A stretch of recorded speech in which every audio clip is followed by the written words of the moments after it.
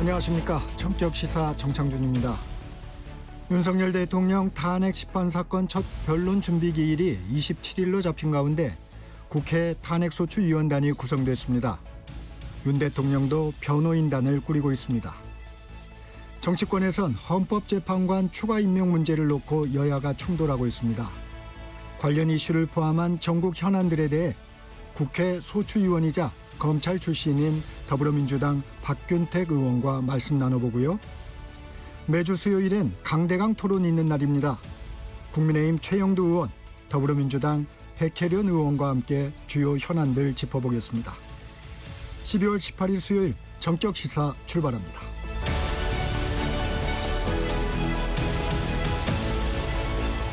전격시사는 유튜브로도 실시간 방송합니다. 문자 참여는 짧은 문자 50원, 긴 문자 100원이 드는 샵 9730, 콩 어플은 무료입니다. KBS 1라디오 채널에는 정치, 경제, 사회문화 등 다양한 명품 콘텐츠가 있습니다. 구독과 좋아요, 댓글로 많은 참여 부탁드립니다. 뉴스브리핑 시작합니다. 세계일보 이현미 기자, 안녕하세요. 안녕하세요. 첫 소식입니다. 여야가 현재 공석인 국회목 헌법재판관 3명의 임명 문제를 놓고 팽팽히 맞서고 있다고요? 네, 여야 원내대표는 어제 국회의장이 주재한 회동에서 국회 추천 헌법재판관 임명에 대해 논의했지만 합의에 이르지 못했습니다. 국민의힘 권선동 원내대표는 헌법재판관 임명은 대통령 권한대행이 할 수 있는 범위를 벗어난 것이라며 대통령 탄핵안이 헌재에서 인용되기 전까진 재판관 임명이 불가능하다고 주장했는데요. 그러면서 과거 박근혜 전 대통령 탄핵 당시 민주당이 황교안 권한대행의 헌법재판관 임명을 반대한 전례를 거론했습니다. 네네. 민주당은 이에 그때는 대통령 지명 몫이었고 이번에는 국회 추천 몫이라 권한대행은 결재만 하면 된다며 아무런 문제가 없다고 반박했습니다. 네. 그러면서 국민의힘이 탄핵 심판을 늦추기 위해 부당한 지연 작전을 벌이는 거라며 여당이 불참할 경우 야당 추천 2명에 대해서만 인사청문회를 단독으로 진행하겠다고 말했습니다. 이게 표면적으로 드러난 건 대통령이 직무정지가 된 상황에서 한덕수 권한대행이 임명 권한을 행사할 수 있느냐에 대한 이견이지만 그 이면에는 민주당 이재명 대표의 공직선거법 사건 최종심 결과가 나올 때까지 시간을 끌려는 국민의힘과 그 전에 조기 대선을 치르려는 민주당의 수싸움이 있다는 분석이 나옵니다. 그렇군요. 헌재를 정상화해 속도를 내려는 민주당과 이를 지연시키려는 국민의힘의 정치적 유불리 싸움이 벌어지고 있는 겁니다. 이진 헌재 공보관은 어제 브리핑에서 이에 대해 예전에 황교안 권한대행이 재판관을 임명한 사례가 있는 걸로 안다고 답했고요. 헌재가 6인 체제로 탄핵 심판 선고를 할 수 있는지에 대해선 재판부에서 가능 여부를 결정할 것이라고 말을 아꼈습니다. 네, 윤석열 대통령도 변호인단을 꾸리고 있는데 윤석열 대통령 측 변호인단 구성을 돕고 있는 석동현 변호사가 내란죄 수사와 탄핵 심판을 분리해 대응하겠다는 입장을 밝혔다고요? 네, 석동현 변호사는 어제 서울 서초구 사무실에서 기자들과 만나 내란죄에 대해선 강하게 반박하면서 부정했고 헌법재판소의 탄핵 심판에는 적극적으로 참여하겠다는 뜻을 내비쳤습니다. 국회법상 절차인 탄핵은 존중하지만 수사는 부당하다는 겁니다. 그 이후로 석 변호사는 정권을 찬탈하기 위해 내란을 일으킨 것도 아니고 대통령이 왜 반란을 일으키냐며 내란죄가 성립되지 않는다는 윤 대통령의 기존 입장을 재차 강조했습니다. 그러면서 두세 개 수사기관이 경쟁하듯 광기 어린 수사를 진행하고 있는데 탄핵소추로 권한이 정지됐을 뿐이지 엄연한 대통령이다. 대통령이 수사기관이 오란다고 해서 가고 그런 건 아니지 않느냐고 했습니다. 네. 석 변호사에 따르면 윤 대통령은 오늘 오전 10시로 통보된 공수처의 출석 요구에 응하지 않을 방침입니다. 반면 탄핵심판 전차에 대해선 윤 대통령이 법정에서 소신껏 입장을 피력할 것이라고 했는데요. 이러한 입장이 그대로 유지된다면 현직 대통령이 헌재 공개 변론에 직접 나서는 첫 사례가 됩니다. 윤 대통령 변호인단은 지금 서울 서초구에 사무실을 마련했는데요. 김홍일 전 방송통신위원장과 윤곽근 전 대구 고검장을 중심으로 며칠 안에 변호인단 구성을 마무리할 것으로 보입니다. 국회도 탄핵 심판에서 검사 역할을 맡을 20명 안팎의 탄핵소추단을 구성했는데요. 국회 법사위원장인 민주당 정청래 의원이 단장을 맡았습니다. 네. 윤 대통령 측은 수사기관의 출석 요구서뿐 아니라 헌법재판소가 보낸 국회 탄핵 소추안 의결서도 수령을 거부하고 있어요. 현재까지는. 네, 윤 대통령은 헌법재판소가 보낸 국회 탄핵소추안 의결서를 지난 월요일부터 계속 수령하지 않고 있습니다. 헌재가 인편과 일일 특송 우편, 전자문서 시스템 등 3가지 방식으로 송달을 시도했지만 실패했고요. 송달이 미뤄지면서 23일까지로 정했던 답변서 제출 기한도 늦춰지고 있습니다. 네. 수사기관의 출석 요구에도 불응하고 있어 시간 끌기 전략을 펴고 있는 것 아니냐는 지적이 나옵니다. 헌재와 수사기관 모두 강제할 방법이 없는 건 아니지만 아직은 법적 절차에 따라서 하나씩 진행을 하고 있습니다. 오동훈 공수처장은 어제 국회 법사위에서 야당이 대통령 긴급체포를 요구하자 영장 없이도 체포할 수 있는 긴급체포는 피의자의 도망 우려가 있어야 한다며 윤 대통령에 대해선 체포영장을 통하는 게 가장 적합하다는 결론을 내렸다고 밝혔습니다. 윤 대통령 측이 소환을 계속 거부하면 법원에 체포영장을 신청할 수 있다는 의미로 해석이 됐습니다. 네, 체포영장은 가능하지만 긴급체포는 좀 무리한 측면이 있다 이런 얘기군요. 예. 네. 다음은 계엄 관련 수사 상황 알려주시죠. 네, 경찰과 공수처, 국방부가 참여한 공조수사본부는 어제 대통령실 경호처에 대한 압수수색에 나섰습니다. 계엄 선포 당시 윤 대통령과 6차례 통화한 조지호 경찰청장의 비아폰 통신 기록을 확보하기 위해서였는데요. 경호처가 보안상의 이유로 경내 진입을 거부하면서 8시간가량 대치한 끝에 결국 불발됐습니다. 윤 대통령이 비아폰으로 조 청장에게 의원들을 체포하라고 지시했다고 폭로하면서 법원 영장까지 발부됐지만 형사소송법에 의하면 군사상 비밀을 요하는 시설에 대한 압수수색은 영장이 있더라도 해당 장소 책임자의 승낙이 없으면 압수수색을 할 수가 없습니다. 앞서 대통령실에 대한 압수수색도 같은 이유로 이뤄지지 않았습니다. 네, 비와폰. 궁금한 부분이 많은데 오늘 전격 인터뷰 코너에서 한번 알아보겠습니다. 반면에 관련자들에 대한 신병 확보는 계속 이어지고 있죠? 네, 계엄사령관을 맡았던 박안수 육군 참모총장이 어제 구속되면서 검찰에 의해 구속된 피의자가 5명으로 늘었습니다. 검찰과 수사 경쟁을 벌이고 있는 경찰도 신병 확보에 속도를 내고 있는데요. 경찰이 구속한 피의자는 현재까지 조지호 경찰청장과 김봉식 서울청장 2명인데 경찰은 야당이 계엄 사건의 비선으로 지목한 노상원 전 정보사령관을 긴급 체포한 뒤 어제 구속영장을 청구했습니다. 네. 박근혜 정부 때 정보사령관을 지낸 노 전 사령관은 현재 민간인 신분인데요. 육군사관학교 선배인 김용현 전 국방부 장관을 도와 계엄 포고령을 작성하는 등 이번 계엄을 기획한 비선으로 야당이 지목한 인물입니다. 경찰도 노 전 사령관이 계엄 이틀 전에 문상호 정보사령관을 포함한 3명과 경기도 안산에 있는 한 햄버거집에서 만나서 계엄을 사전에 모의한 것으로 보고 있습니다. 결국 내란 우두머리로 입건된 윤 대통령을 누가 소환하느냐를 놓고 검찰과 경찰이 수사에 속도를 내고 있다는 분석이 나옵니다. 네. 취임을 한 달 앞둔 트럼프 미국 대통령 당선인이 어제 기자회견에서 한국을 뺀 채 동북아 정상국들에 대해 모두 언급을 했다고요. 네, 트럼프 당선인이 당선 이후 사실상 처음 연 기자회견에서 한국에 대한 질문이나 언급은 전혀 없었습니다. 트럼프 당선인은 시진핑 중국 주석이 오면 반기겠다. 시 주석은 내 친구였고 놀라운 사람이다. 이시바 일본 총리가 원하면 만나겠다. 푸틴 러시아 대통령과 대화하겠다고 했고 북한 김정은 국무위원장에 대해선 나와 잘 지내는 사람이라고 친분을 과시했지만 한국에 대해선 아무런 말도 하지 않았습니다. 트럼프 2기 출범으로 국제정세가 요동치고 특히 미국이 북미 정상회담을 위해 판을 짜고 있는 상황에서 우리가 소외될 수 있다는 우려가 더 커진 상황입니다. 총리실 고위 관계자는 트럼프 당선인 취임 전후 미국을 방문할 가능성에 대해 검토 중이나 구체적 단계는 아니라고 밝혔는데요. 사실상 한덕수 권한대행과 트럼프 당선인의 만남이 어렵다는 것으로 임시 권한대행의 한계를 드러낸 발언으로 해석됐습니다. 네. 2022년 대선 당시 윤 대통령의 대선 캠프에서 활동한 것으로 알려진 무속인 건진법사 검찰에 체포됐다고요? 네, 서울 남부지검은 어제 건진법사로 알려진 무속인 전성배 씨를 정치자금법 위반 혐의로 체포했습니다. 검찰은 정 씨가 2018년 지방선거 당시 경북 영천시장에 출마한 예비후보를 상대로 선거를 돕겠다며 1억 원이 넘는 정치자금을 수수한 정황을 포착한 것으로 알려졌습니다. 검찰은 특정 코인 사건에서 수상한 자금 흐름을 살펴보다 전 씨와 관련된 범죄 혐의를 인지했다고 밝혔는데요. 전 씨는 해당 후보가 시장에 당선되지 않아 일부 돈을 돌려줬다며 혐의를 부인하고 있는 것으로 전해졌습니다. 네. 전 씨는 2022년 대선 당시 윤석열 후보의 네트워크 본부로 불린 조직의 이름을 걸어뒀고 과거 김건희 여사가 운영하던 코바상 콘텐츠 고문 명함을 보유했던 것으로 알려졌습니다. 네.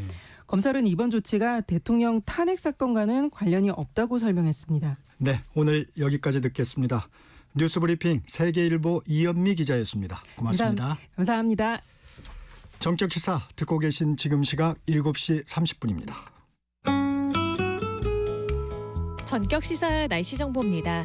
오늘 아침 올겨울 들어 가장 추운 날씨가 이어지고 있습니다. 경기 북부와 강원 내륙과 산지에는 한파주의보가 내려진 가운데 현재 기온 대관령이 영하 14.7도, 파주 영하 11.7도 등 영하 10도 이하를 보이고 있고요. 서울도 영하 5.9도로 어제 같은 시각보다 3도 정도 낮게 시작하고 있습니다. 낮 동안에도 서울이 1도, 대전과 전주 2도, 대구 4도로 어제보다 1에서 5도가량 낮겠고요. 찬바람이 강하게 불어서 체감온도는 이보다 더욱 낮겠습니다. 어제보다 옷차림을 더욱 든든히 하셔야겠습니다. 내일 아침에도 오늘만큼 춥겠고 낮부터 평년 기온을 회복하겠습니다. 현재 충남 서해안과 호남 서부, 제주도에는 비나 눈이 오는 곳이 있는데요. 오후에 대부분 그치겠지만 제주도는 내일 새벽까지 이어지겠습니다. 늦은 오후부터는 동해안 지역에도 비나 눈 소식이 있습니다. 제주도 산지에 최대 15cm, 전북 서해안과 동해안 지역에는 3에서 10cm의 눈이 내려 쌓이겠습니다. 눈 피해 없도록 대비하시기 바랍니다. 지금 서울의 기온은 영하 5.9도입니다. 지금까지 날씨 정보의 조원일이었고요. 이 시각 교통 상황을 KBS 교통정보센터의 정현정 씨가 전해드립니다. 네, 수요일 출근길입니다. 먼저 고속도로 상황인데요. 경부고속도로 서울 방향은 수원에서 신갈분기점까지 막히고요. 달래내 고개에서 반포까지 밀리고 있습니다. 서울 요금소 부근 2차로는 사고 있어서 처리하고 있습니다. 신갈분기점에서 서울 요금소, 달래내 고개에서 반포까지 막히고요. 반대 부산 방향은 신갈분기점에서 수원까지 밀리고 있습니다. 경인고속도로 서울 쪽인데요. 서인천에서 부평, 부천에서 신월까지 어렵고요. 서해안고속도로 서울 방향 일직분기점에서 금천까지 제속도 못 냅니다. 영동고속도로 강릉 쪽으로 서창분기점에서 월곶분기점까지 막히고 있고요. 동건포에서 부곡까지 천천히 갑니다. 한편 서울시내 상황은 올림픽대로 잠실 방향 암사대교에서 강동대교 사이 4차로는 고장난 채 서 있으니까요. 미리 차로 변경이 필요하겠습니다. KBS 교통정보센터에서 정현정입니다.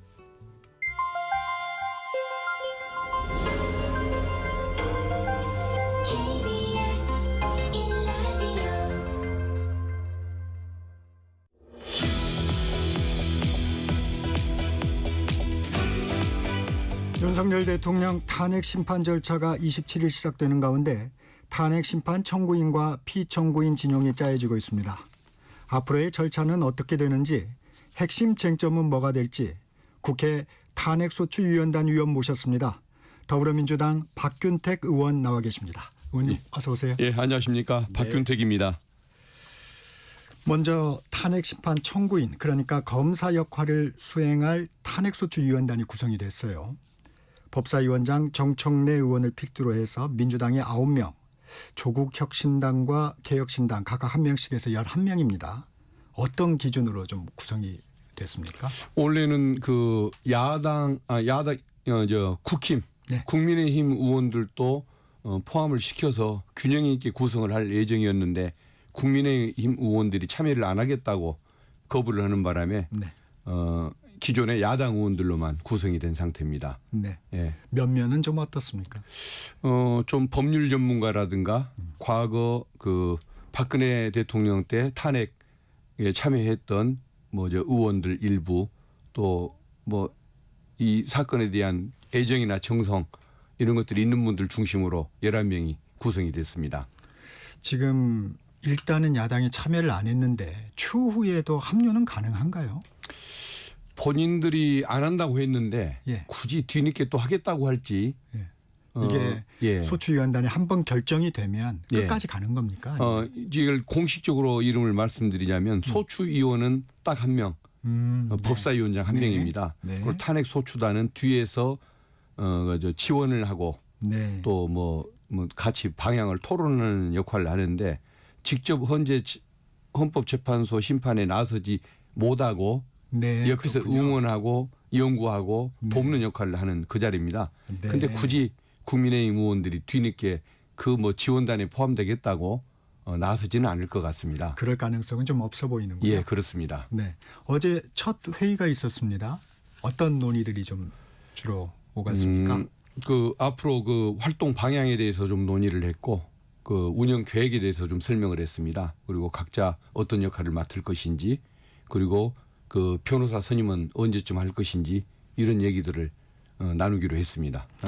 나누었고 금요일 날 또 만나서 얘기를 나누기로 했습니다. 일정에 대해서 논의를 좀 하셨군요. 예, 그렇습니다. 네. 어떤 전략으로 좀 임하실 계획입니까? 아무래도 이제 민주당 주도로 할 수밖에 없을 텐데. 예. 결국은 이 사건은 그 여러 가지 이제 쟁점이 있지 않습니까? 그럼에도 불구하고 딱 하나만 그 탄핵 사유로 내세웠습니다. 위헌 위법한 비상계엄 발동을 통한 내란 회의. 이거 하나로만 한 이유가 뭐냐면은 신속하게 진행해야 할 필요가 있었기 때문입니다.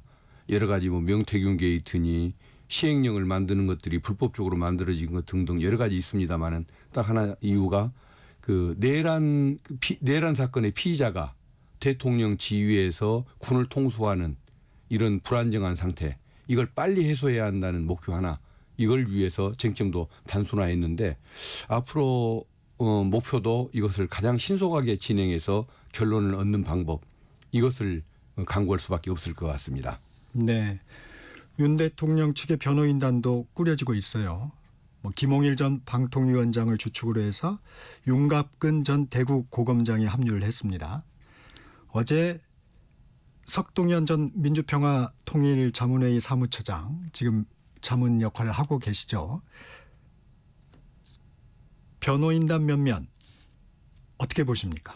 예, 아마도 이 사건에 나서려는 변호사들이 많지가 않을 겁니다. 네. 개인적인 인기도 그렇고 결론도 당연히 패소가 예상이 되는 그런 사안으로 보여지기 때문에 잘 안 나서려고 할 텐데 그러다 보니까 개인적으로 인연이 있는 검찰 출신 그 고참 변호사들 중심으로 선임이 될 수밖에 없는 것 같습니다. 좀 인연이 있으신 분들이 좀 계십니까? 예, 과거에 근무하는 과정에서 자주 보고 만나고 또는 직접 같이 근무를 않더라도 평판에 대해서는 알고 있는 그런 분들입니다. 네. 네. 말씀하신 거하고는 다르게 석동현 변호사는 내란죄 성립 요건이 안 된다면서 탄핵 법정에서 승리할 수 있다고 밝혔습니다.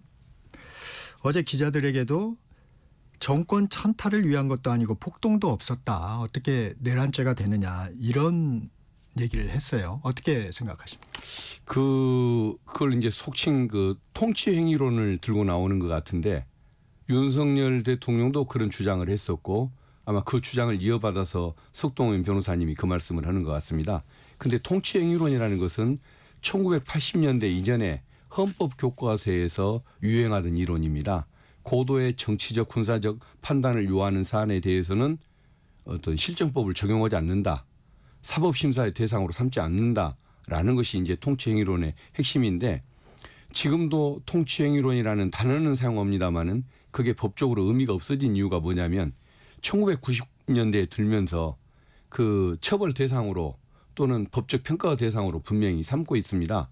과거에 그 유신 시절에 내려졌던 그 긴급 조치들 있지 않습니까? 네. 그걸로 피해를 본 분들이 국가를 상대로 소송을 제기했을 때 그 손해배상을 다 해줬습니다. 90년대 이후에. 네. 그리고 또 97년도에는 전두환 씨 내란 사건에 대해서 유죄를 선고를 했고 그 과정에서 통치행위는 사실상 부정이 되고 있습니다. 네. 그래서 1980년대 이전에 그 헌법 교과서를 읽었던 분들이 90년대 이후에 지금 현실을 모르고 그런 엉뚱한 주장을 하는 것 같습니다. 그래서 결국은 지금 21세기 이 법정에서 1980년대 전두환 대통령 시절에 이론을 들고 나와서 무죄라고 주장을 하게 되면은 결국은 비웃음만 사게 되고 저 빨리 정리가 돼야 할 사람들이구나. 이 사람들에게 대한민국의 통치나 정치를 맡겨서는 안 되겠구나라는 이런 평가만 앞당기게 될 것 같습니다. 네. 통치행위 부분에 대해서 언급을 좀 해주셨습니다. 근데 함께 그 탄핵 소추 의원이기도 한 박범계 더불어민주당 의원이 한 언론 인터뷰에서 이런 얘기를 했어요. 윤 대통령이 아마도 난해한 법률 공방을 유도하는 지연 전략을 쓸 것이다. 뭐 공감하세요? 그럴 겁니다. 그러니까 이걸 지금 저희들이 아까 중요한 것이 신속성이라고 했지 않습니까? 네네. 근데 윤석열 그 피소추자 입장에서는 어떻게든지 그 지연 전략을 쓰려고 할 텐데 그러다 보니까 이론적으로는 방금 말씀하신 통치행위론을 들고 나올 것 같고 그다음에 이제 증거로서는 본인은 2시간짜리 뭐 짧은 뭐 경고용 쇼에 지나지 않았다라는 식으로 그런 주장을 할 것 같습니다. 근데 그 국민들이 다 봤지 않습니까? 국회의원들의 출입을 막고 또 그 유리창을 깨고 난입을 하고 네. 여러 가지 방해하려는 책동들을 받고 그게 실패했던 것은 윤석열 그 대통령의 선의가 아니고 그야말로 군인들의 비협조, 시민들의 어떤 국회를 지키기 위한 노력 이런 것들 때문에 이게 본인의 의도와 달리 실패했다는 것을 뻔히 국민들이 눈으로 보고 들었고 또 증언들이 나오고 있는데 그런 그 주장은 하긴 하되 얼마 못 가서 바로 깨질 것이기 때문에 심지어는 헌법재판관들이 이미 방송을 통해서 알고 있는 내용들이기 때문에 별로 지연시키는 효과는 없이 오히려 그 지탄만 받게 되는 그런 그 부정적 평가를 가져오게 될 것 같습니다. 예측하지 못하는 변수 그러니까 새로운 어떤 법리 공방의 어떤 소재는 없을까요? 제가 보기에는 그 거짓말하는 거하고 통치행위론 들고 나오는 것 그 외에는 없을 것 같습니다. 왜 그러냐면 있을 수가 없는 사건이거든요. 뭐 증거도 다 드러나지 이론도 뻔하지 그다음에 뭐 어떤 법리와 판례도 분명하고 그러다 보니까 이건 사실 버티려고 해도 본인의 어떤 의지만 그러는 것일 뿐 전혀 성공할 수가 없는 뭐 지연 전략이라고 생각합니다. 네. 윤 대통령이 아직 그 헌재가 보낸 탄핵소추 의결서를 수용하지 않았다고 그래요.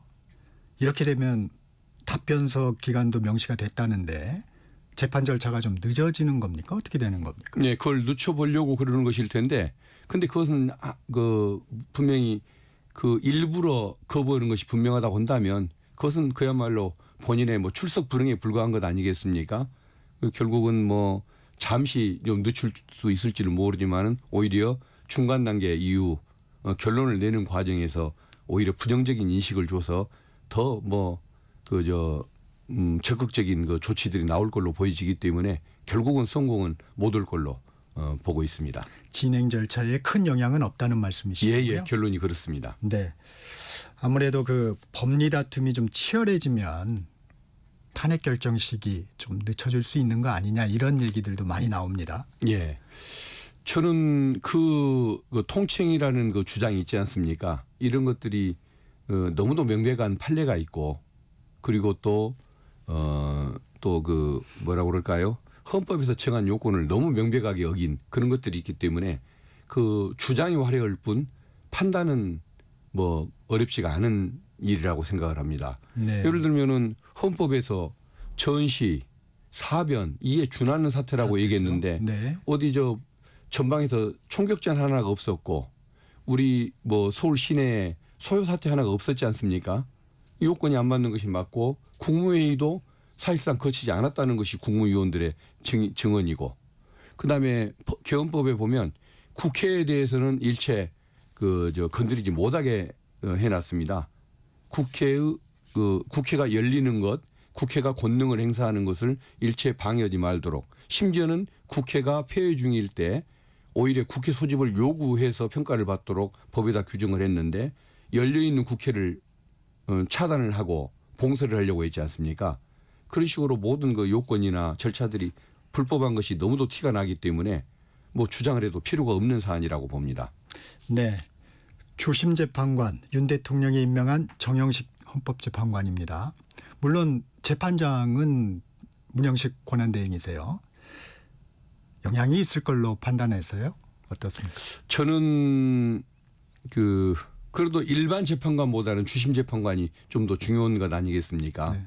근데 역할은 좀 일반 재판하고는 다르다고 하더라고요. 예, 그렇습니다. 일반 법원의 그 재판에서는 주심의 역할이 좀 중요하고 주심이 아닌 재판관은 조금 사건에 관심을 덜 갖는 경향이 있어서 주심의 영향이 중요하다는 이제 이런 그 판단을 하고 있는데 헌법재판소에서는 9분 재판관 한 분 한 분이 직접 관심을 갖고 자기의 의견을 제시하도록 만들어 놔서 주심이든 주심이 아니든 목소리의 크기는 같다라는 측면에서 보면은 주심이 누구냐가 아주 중요한 것 같지는 않습니다만은 그래도 조금 국민들이 또 우려를 하는 또 시각에 대해서는 이해가 간다고 보는 게 그분이 워낙 좀 보수적이었다고 평가가 나 있고 그리고 최근에 채용되는 박선영 전 의원 네. 그분을 윤석열 대통령이 임명을 했지 않습니까? 진실화의 위원장으로. 근데 다른 공직에 대해서는 임명도 안 해주고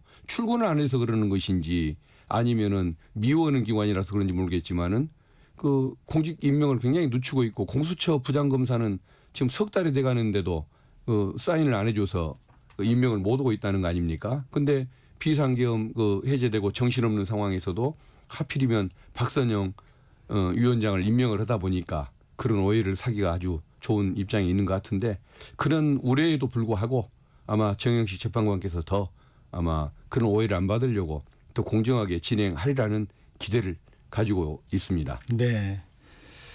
윤 대통령 측은 수사와 헌법재판 절차를 동시에 할 수 없어서 조정이 좀 필요하다. 뭐 이런 입장도 밝혔어요. 교통정리 좀 필요하다고 보세요? 어떻습니까? 저게 형사 절차를 먼저 진행을 하고 네. 형사 재판이 끝날 때까지 탄핵 심판 절차를 중지를 해달라. 네. 그러다 보면은 뭐 1년 가까이 늦어지는 거 아니겠습니까? 네. 그런 것을 아마 기대해서 그런 얘기를 하는 것 같은데 헌법재판관들이 탄핵 소추 심리를 중단할지 아니면 진행할지 이 부분은 헌법재판관들 9분이 진행을 하게 됩니다. 네. 결정을 하게 됩니다. 네. 근데 지금 진행되는 속도 또 국민들이 바라는 희망 그다음에 지금 내란 범죄의 피의자가 국군 통수권자의 지위를 겸하고 있는 이런 있을 수가 없는 이런 상황 이런 것들을 고려하면 헌법재판관들께서 절차를 정지하지 않고 신속하게 진행할 걸로 생각하고 있습니다. 네. 헌법재판소 구성 살펴보겠습니다. 처음에는 다소 여야가 좀 인사청문이나 이런 부분에 합의가 됐다는 얘기들이 좀 나오기도 했는데 6인 체제, 9인 체제를 놓고 여야가 이제 대립을 하고 있습니다. 공석인 3명의 헌법재판관 임명 동의 절차 민주당은 어떻게 추진하실 생각인가요? 예정대로 인사청문회 열고 그리고 30일 전으로 본회의에서 국회 본회의에서 30일 전으로 아니면 더 앞당겨서라도 임명 의결 절차를 마치고 임명을 하게 할 그런 계획을 가지고 있습니다. 국민의힘 의원님들이 처음에는 응할 것처럼 하다가 지금 저렇게 발을 빼는 이유가 구성을 못하게 만들어서 탄핵 심판에서 유리한 결론을 얻고자 하는 것인 것 같은데 저 태도는 좀 문제가 있는 거 아닙니까? 비상계엄 해제도 못하게 방해를 하는 의원이 있는가 하면 탄핵 소추도 반대를 했던 분들이 그렇게 많고 심지어는 입장도 못하게 만들었던 경우가 있고 지금은 이제 또 헌법재판소 구성까지 방해를 하겠다는 것인데 이런 태도를 보면 저기는 내란의 공범이라고 평가를 해도 손색이 없을 정도로 지금 너무 중대한 실수를 하는 것 같은데 본인들의 의도는 성공할 수가 없을 것 같습니다. 왜 그러냐면은 헌법재판소가 임명이 가능하다는 견해를 내놨고 헌법 교과서들에 의하더라도 이것은 가능한 일이고 또 과거에 권성동 의원의 주장으로 황교안 대통령 권한대행 때 헌법재판관을 임명을 했던 전례가 있습니다. 그래서 어느 모로 보더라도 헌법재판관의 임명은 당연히 진행될 수밖에 없는 그런 사항입니다. 그럼 야당 단독으로 청문회를 여시겠다는 생각이신가요? 야당이 6당 아닙니까? 그래서 단독이 아니고 6당 합동으로 여는 것이고 오히려 국힘 의원들이 안 들어오는 것이라고 봐야 할 것 같습니다. 그러면 이게 이제 뒤따르는 게 임명 절차 아닙니까? 예, 야당 단독으로 야6당이 예. 이 청문회를 해서 뭐 청문 보고서를 채택을 한다고 그래도 그렇게 되면 한덕수 권한대행이 부담이 좀 클 것 같은데요. 예. 지금 그 대통령 권한대행은 대통령 권한을 행사하는 사람 아닙니까? 다만 국민이 선출한 원 대통령이 아니다 보니까 그 권한 행사는 가급적인 창설적인 거, 새로운 것을 뭐 추구하는 것이 아니고 가급적인 방어적이고 좀 절차상 당연히 진행할 수밖에 없는 권한 중심으로 행사하라라는 것이 일반적인 헌법학의 요구입니다. 근데 이제 헌법학자들이 내세우는 학설이 세 가지가 있는데 현상 유지설, 그다음에 전권 행사설 똑같이 권한을 행사한다는 것, 세 번째는 긴급 사안이냐 여부에 따라서 권한을 행사한다는 설 세 가지가 있는데 이것은 그 세 가지 어느 학설에 의하더라도 임명이 가능한 사안이라고 봅니다. 왜 그러냐면은 본인이 직접 골라서 임명하는 것이 아니고 국회가 의결하고 추천하는 사람을 헌법 절차에 따라서 수동적으로 형식적으로 임명장만 주는 그런 행위이기 때문에 이걸 거부한다고 한다면 한덕수 총리가 그런 성격도 아니겠지만 이걸 거부한다고 한다면 결국은 헌정을 방해하는 거고 대통령 권한 대행 제도 자체를 부정하는 것이기 때문에 이 또한 위헌 아니겠습니까? 그래서 저는 임명에 문제가 없다고 봅니다. 근데 이제 국민의힘 주장을 들어보면 대통령이 권리 상태가 아니지 않느냐. 지금 직무정지 상태인 상황에서는 권한대행이 헌법기관의 구성권인 헌법재판관을 임명해서는 안 된다. 그러면서 이제 예전에 민주당의 얘기가 좀 지금은 달라져 있는 거 아니냐. 예전 박근혜 전 대통령 탄핵 때는 그때는 권한대행의 헌법재판관 임명에 대해서 반대를 하지 않았느냐 이런 얘기를 하고 있어요. 저는 그 당시에 그 상황이 아마 2017년도였던가요?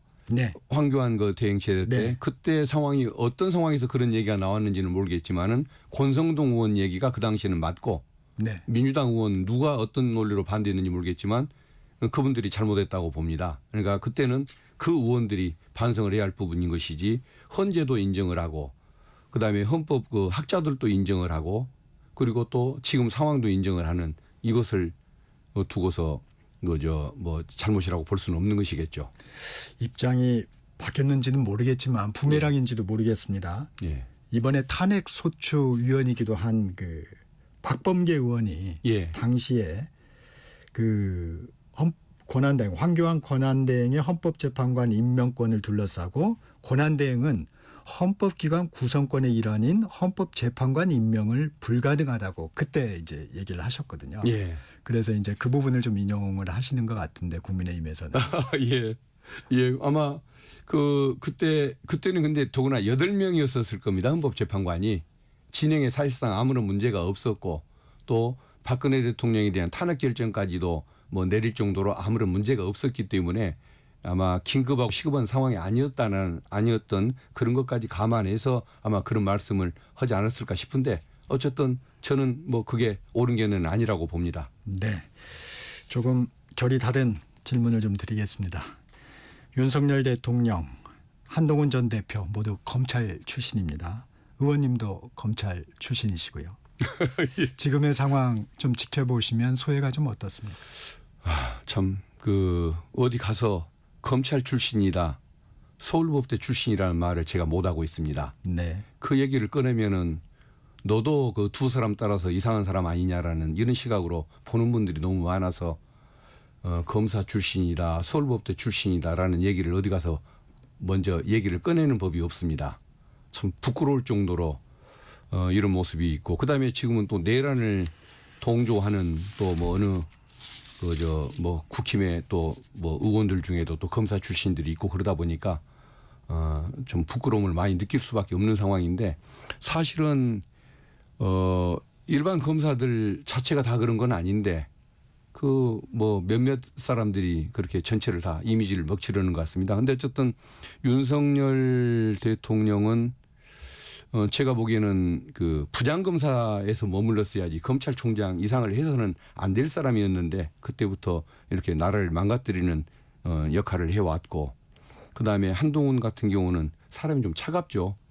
그래서 굉장히 뭐 신의가 없고 좀 이런 모습들이 있는데 그런 것들이 증폭돼서 이번에 나타나는 결과가 이것이 아니었던가 싶습니다. 그래서 한 사람은 너무 교만한 나머지 내란 범죄를 일으켰고 또 한동훈 대표는 신의가 없이 열흘 사이에 자기에게 유리할 때 또 불리할 때에 따라서 뭐 탄핵을 반대했다 찬성했다가 이렇게 오가면서 지탄받는 이런 모습을 가져왔는데 참 아무튼 같은 그 직역 출신이라는 것에 대해서 부끄러움을 느끼고 있습니다. 네, 여기까지 듣겠습니다. 지금까지 더불어민주당 박균택 의원과 말씀 나눴습니다. 감사합니다. 감사합니다. 전하는 말씀 듣고 잠시 뒤 2부에서는 최영두 국민의힘 의원, 백혜련 더불어민주당 의원 모시고 전국 현안 짚어봅니다.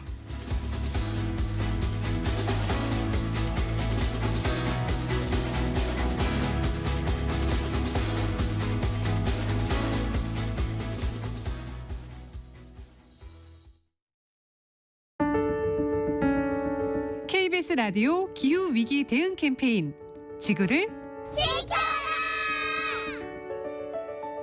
안녕하세요. 옷을 사지 않기로 했습니다. 라는 책을 쓴 작가 이소연입니다. 전 세계적으로 봤을 때는 한 해 대략 330억 벌이 버려진다고 하는데 1초에 2.6톤의 옷이 버려진다고 해요. 그러니까 지금 이 이야기를 하는 순간에도 옷이 정말 많이 버려지고 있는 거죠. 사실 우리가 옷을 사는 이유가 예뻐 보이려고 사는 거잖아요. 근데 과연 그게 가장 끝그림에는 어떻게 남느냐라고 했을 때는 전혀 예쁘지도 멋있지도 않은 모습으로 강가에 버려지거나 사막에 쌓이거나 이렇게 끝나게 되더라고요.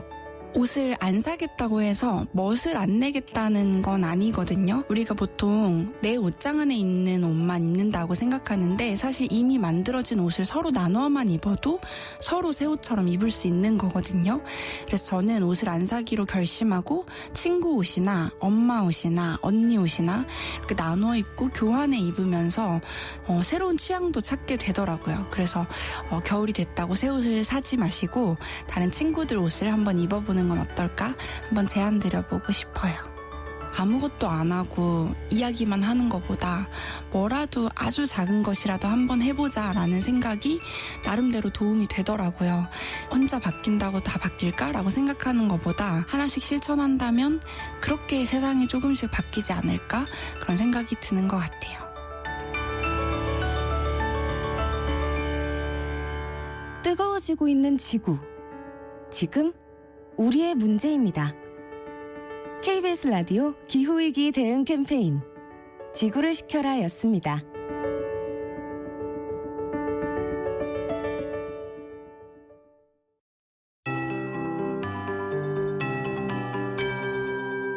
KBS 58분 날씨.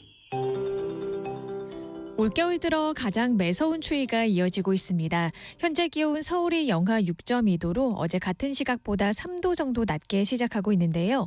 특히 경기 북부와 강원 내륙과 산지에는 한파주의보가 내려진 가운데 대관령이 영하 15도, 파주 영하 12.3도로 영하 10도 이하로 떨어져 있습니다. 오늘은 낮 기온도 서울이 1도, 전주 2도 등 중부지방과 전북 동부, 경북 북부 내륙에서는 0도 안팎에 머물러 종일 춥겠고요. 바람도 강하게 불어서 체감온도는 더욱 낮겠습니다. 어제보다 옷을 더욱 든든하게 입으셔야겠습니다. 내일 아침에도 오늘처럼 평년에 밑도는 강추위가 이어지다가 낮부터 평년 수준을 회복하겠습니다. 오늘 서해안과 동해안, 제주도를 중심으로 많은 눈이 내리겠습니다. 현재 전북 고창과 부안, 제주도 산지와 울릉도 독도에는 대설특보가 내려져 있습니다. 이 눈은 오후에 대부분 그치겠지만 제주도는 내일 새벽까지 이어지겠고 늦은 오후부터는 동해안 지역에도 눈이 시작되겠습니다. 제주도 산지에는 최대 15cm, 전북 서해안과 동해안 지역에 3에서 10cm의 눈이 내려 쌓이겠습니다. 특히 동해안 지역에 내리는 눈은 강하고 습하고 무거운 눈이라서 피해 없도록 대비하셔야겠습니다. 현재 서울의 기온은 영하 6.2도입니다. 조하늘입니다.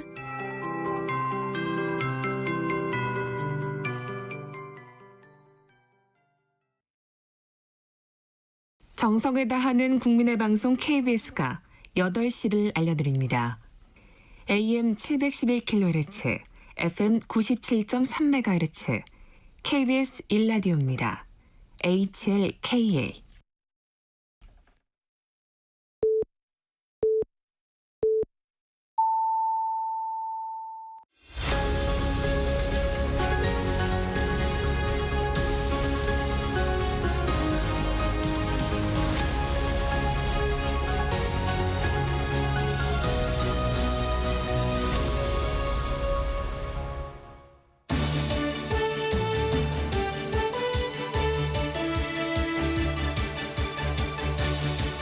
한 주의 한가운데서 원내 현역 의원들이 강하게 맞붙는 강대강 토론 시간입니다. 매주 수요일 함께해 주시는 두 분 소개합니다. 최형두 국민의힘 경남 창원 마산 하포구 지역구 의원, 백혜련 더불어민주당 경기 수원을 지역구 의원 자리했습니다. 안녕하세요. 안녕하세요. 네, 안녕하십니까. 네, 먼저 그 윤석열 대통령 측 변호인단에 관여하고 있는 석동현 변호사가 어제 수사에 대해서 좀 입장을 밝혔습니다. 이 부분부터 짚어보겠습니다. 윤 대통령 측은 법률적 개념으로서 내란죄에 대해서는 일고의 고민도 하지 않는다. 정권 찬탈을 위해서 내란을 일으킨 것도 아니고 폭동 요소도 없었다. 이 부분을 주장을 하고 있습니다. 먼저 백혜련 의원님, 어떻게 평가하십니까? 그러니까 저는 정말 어떻게 이렇게 뻔뻔할 수 있는지, 윤석열 대통령도 뻔뻔하지만 변호인단도 뻔뻔하다 이런 생각을 합니다. 어제 법사위에서 정청래 위원장이 법무부 차관한테 방송으로도 실시간으로 중계된 그런 군인들이 이렇게 국회의사당을 진입하고 이런 것들이 증거가 되냐 이렇게 물어봤어요. 그랬더니 법무부 장관이 당연히 증거가 된다 이렇게 대답을 했습니다. 그러니까 뭐냐면 지금 이 내란의 행위들이 실시간으로 전 국민들에게 중계가 된 상황입니다. 그리고 국방위의 현안 질의 과정에서 군 장성들이 다 하나같이 대통령이 직접적인 지시 내용까지 지금 다 증언한 상태예요. 그러니까 특전사령관이 대통령이 직접 전화를 해서 문 부시고 들어가서 국회의원들 끌어내라. 이렇게 지시했다고 얘기를 했고 지금 증언들이 나오고 있죠. 네, 증언들이 나오고 있고 그리고 경찰청장도 직접 대통령의 전화를 6번이나 받았고 국회의원들 끌어내라 이런 지시를 받았다고 이렇게 나오고 있는 상황입니다. 이런 상황에서 어떻게 그런 주장을 할 수가 있는지 정말 저는 같은 법률가의 입장에서 도저히 이해할 수가 없습니다. 그러니까 이미 모든 것들이 지금 폭동에 해당된다는 것들이 다 증거관계가 이미 거의 저는 나왔다고 봐요. 지금. 그리고 우리나라의 대법원 판례에서 명확하게 국헌 문란에 대해서 법률적으로도 규정되어 있고 판례상으로도 국회의사당의 정고와 폐서 등 일련의 강압 행위로 헌법기관인 국회의 권능행사를 불가능하게 한 것은 국헌 문란에 해당한다는 정확한 판례가 있습니다. 그렇기 때문에 이런 주장들은 말도 안 되는 주장이다. 지금 그렇게 보입니다. 최영두 의원님 받아주시죠. 이거 뭐 계속 이제 윤석열 대통령이 해온 이야기죠. 국회가 특히 이제 야당이 압도적으로 주도하는 국회가 정부를 마비시키고 예산도 깎고 정부의 예산권을 사실상 박탈했다. 뭐 이런 것들이 이제 그 계엄령의 이유였다고 이야기하지 않았습니까? 거기에다 부정성까지 붙였는데 어쨌거나 지금 이제 윤석열 대통령은 이제 피소춘이 됐습니다. 말하자면 형사재판 같은 피고인이 된 것이죠. 피고인의 이제 자기 방어라고 보여지는데 여기에 대해서는 이제 객관적인 증거에 따라서 아마 그 헌법재판소에서 심판이 결정이 이루어질 거라고 봅니다. 그리고 법조계에서 여기에 대해서는 아까 우리 백 의원 말씀하셨습니다만 이게 국헌문란이냐, 이 폭동의 요소가 있느냐 이런 것들이 하나 따지게 될 텐데 어쨌거나 뭐 이 문제는 지금부터는 윤석열 대통령이 이제 직무가 정지됐기 때문에 대통령으로 사는 이야기가 아닙니다. 이제는 피고인 자신을 방어하기 위한 논리고 또 그 변호인도 그런 이야기를 하고 있는 것인데 우리 헌법은 이제 무죄 추정을 주장하고 있지 않습니까? 며칠 전에 이재명 대표가 1심에서 유죄 판결을 받아놓고도 무죄 추정이기 때문에 자기는 무죄다라고 주장하는 것. 그것도 역시 이제 피고인이기 때문에 그런 이야기를 하는 것이겠죠. 네, 윤 대통령 측은 기본적으로 법적 절차에 따르겠다 하면서도 소환에 지금 불응을 하고 있고 출석 요구서도 수치도 거부하고 있어요. 어떤 의도로 보이십니까? 최영도 의원. 뭐 여러 이유가 있겠는데 그거야 뭐 곧 아마 뭐 들리는 바로는 이제 변호인단을 구성해야겠다. 왜냐하면은 변호인단이 구성이 이제 끝났나요? 지금 이제 아직 마무리는 안 됐습니다. 예. 네.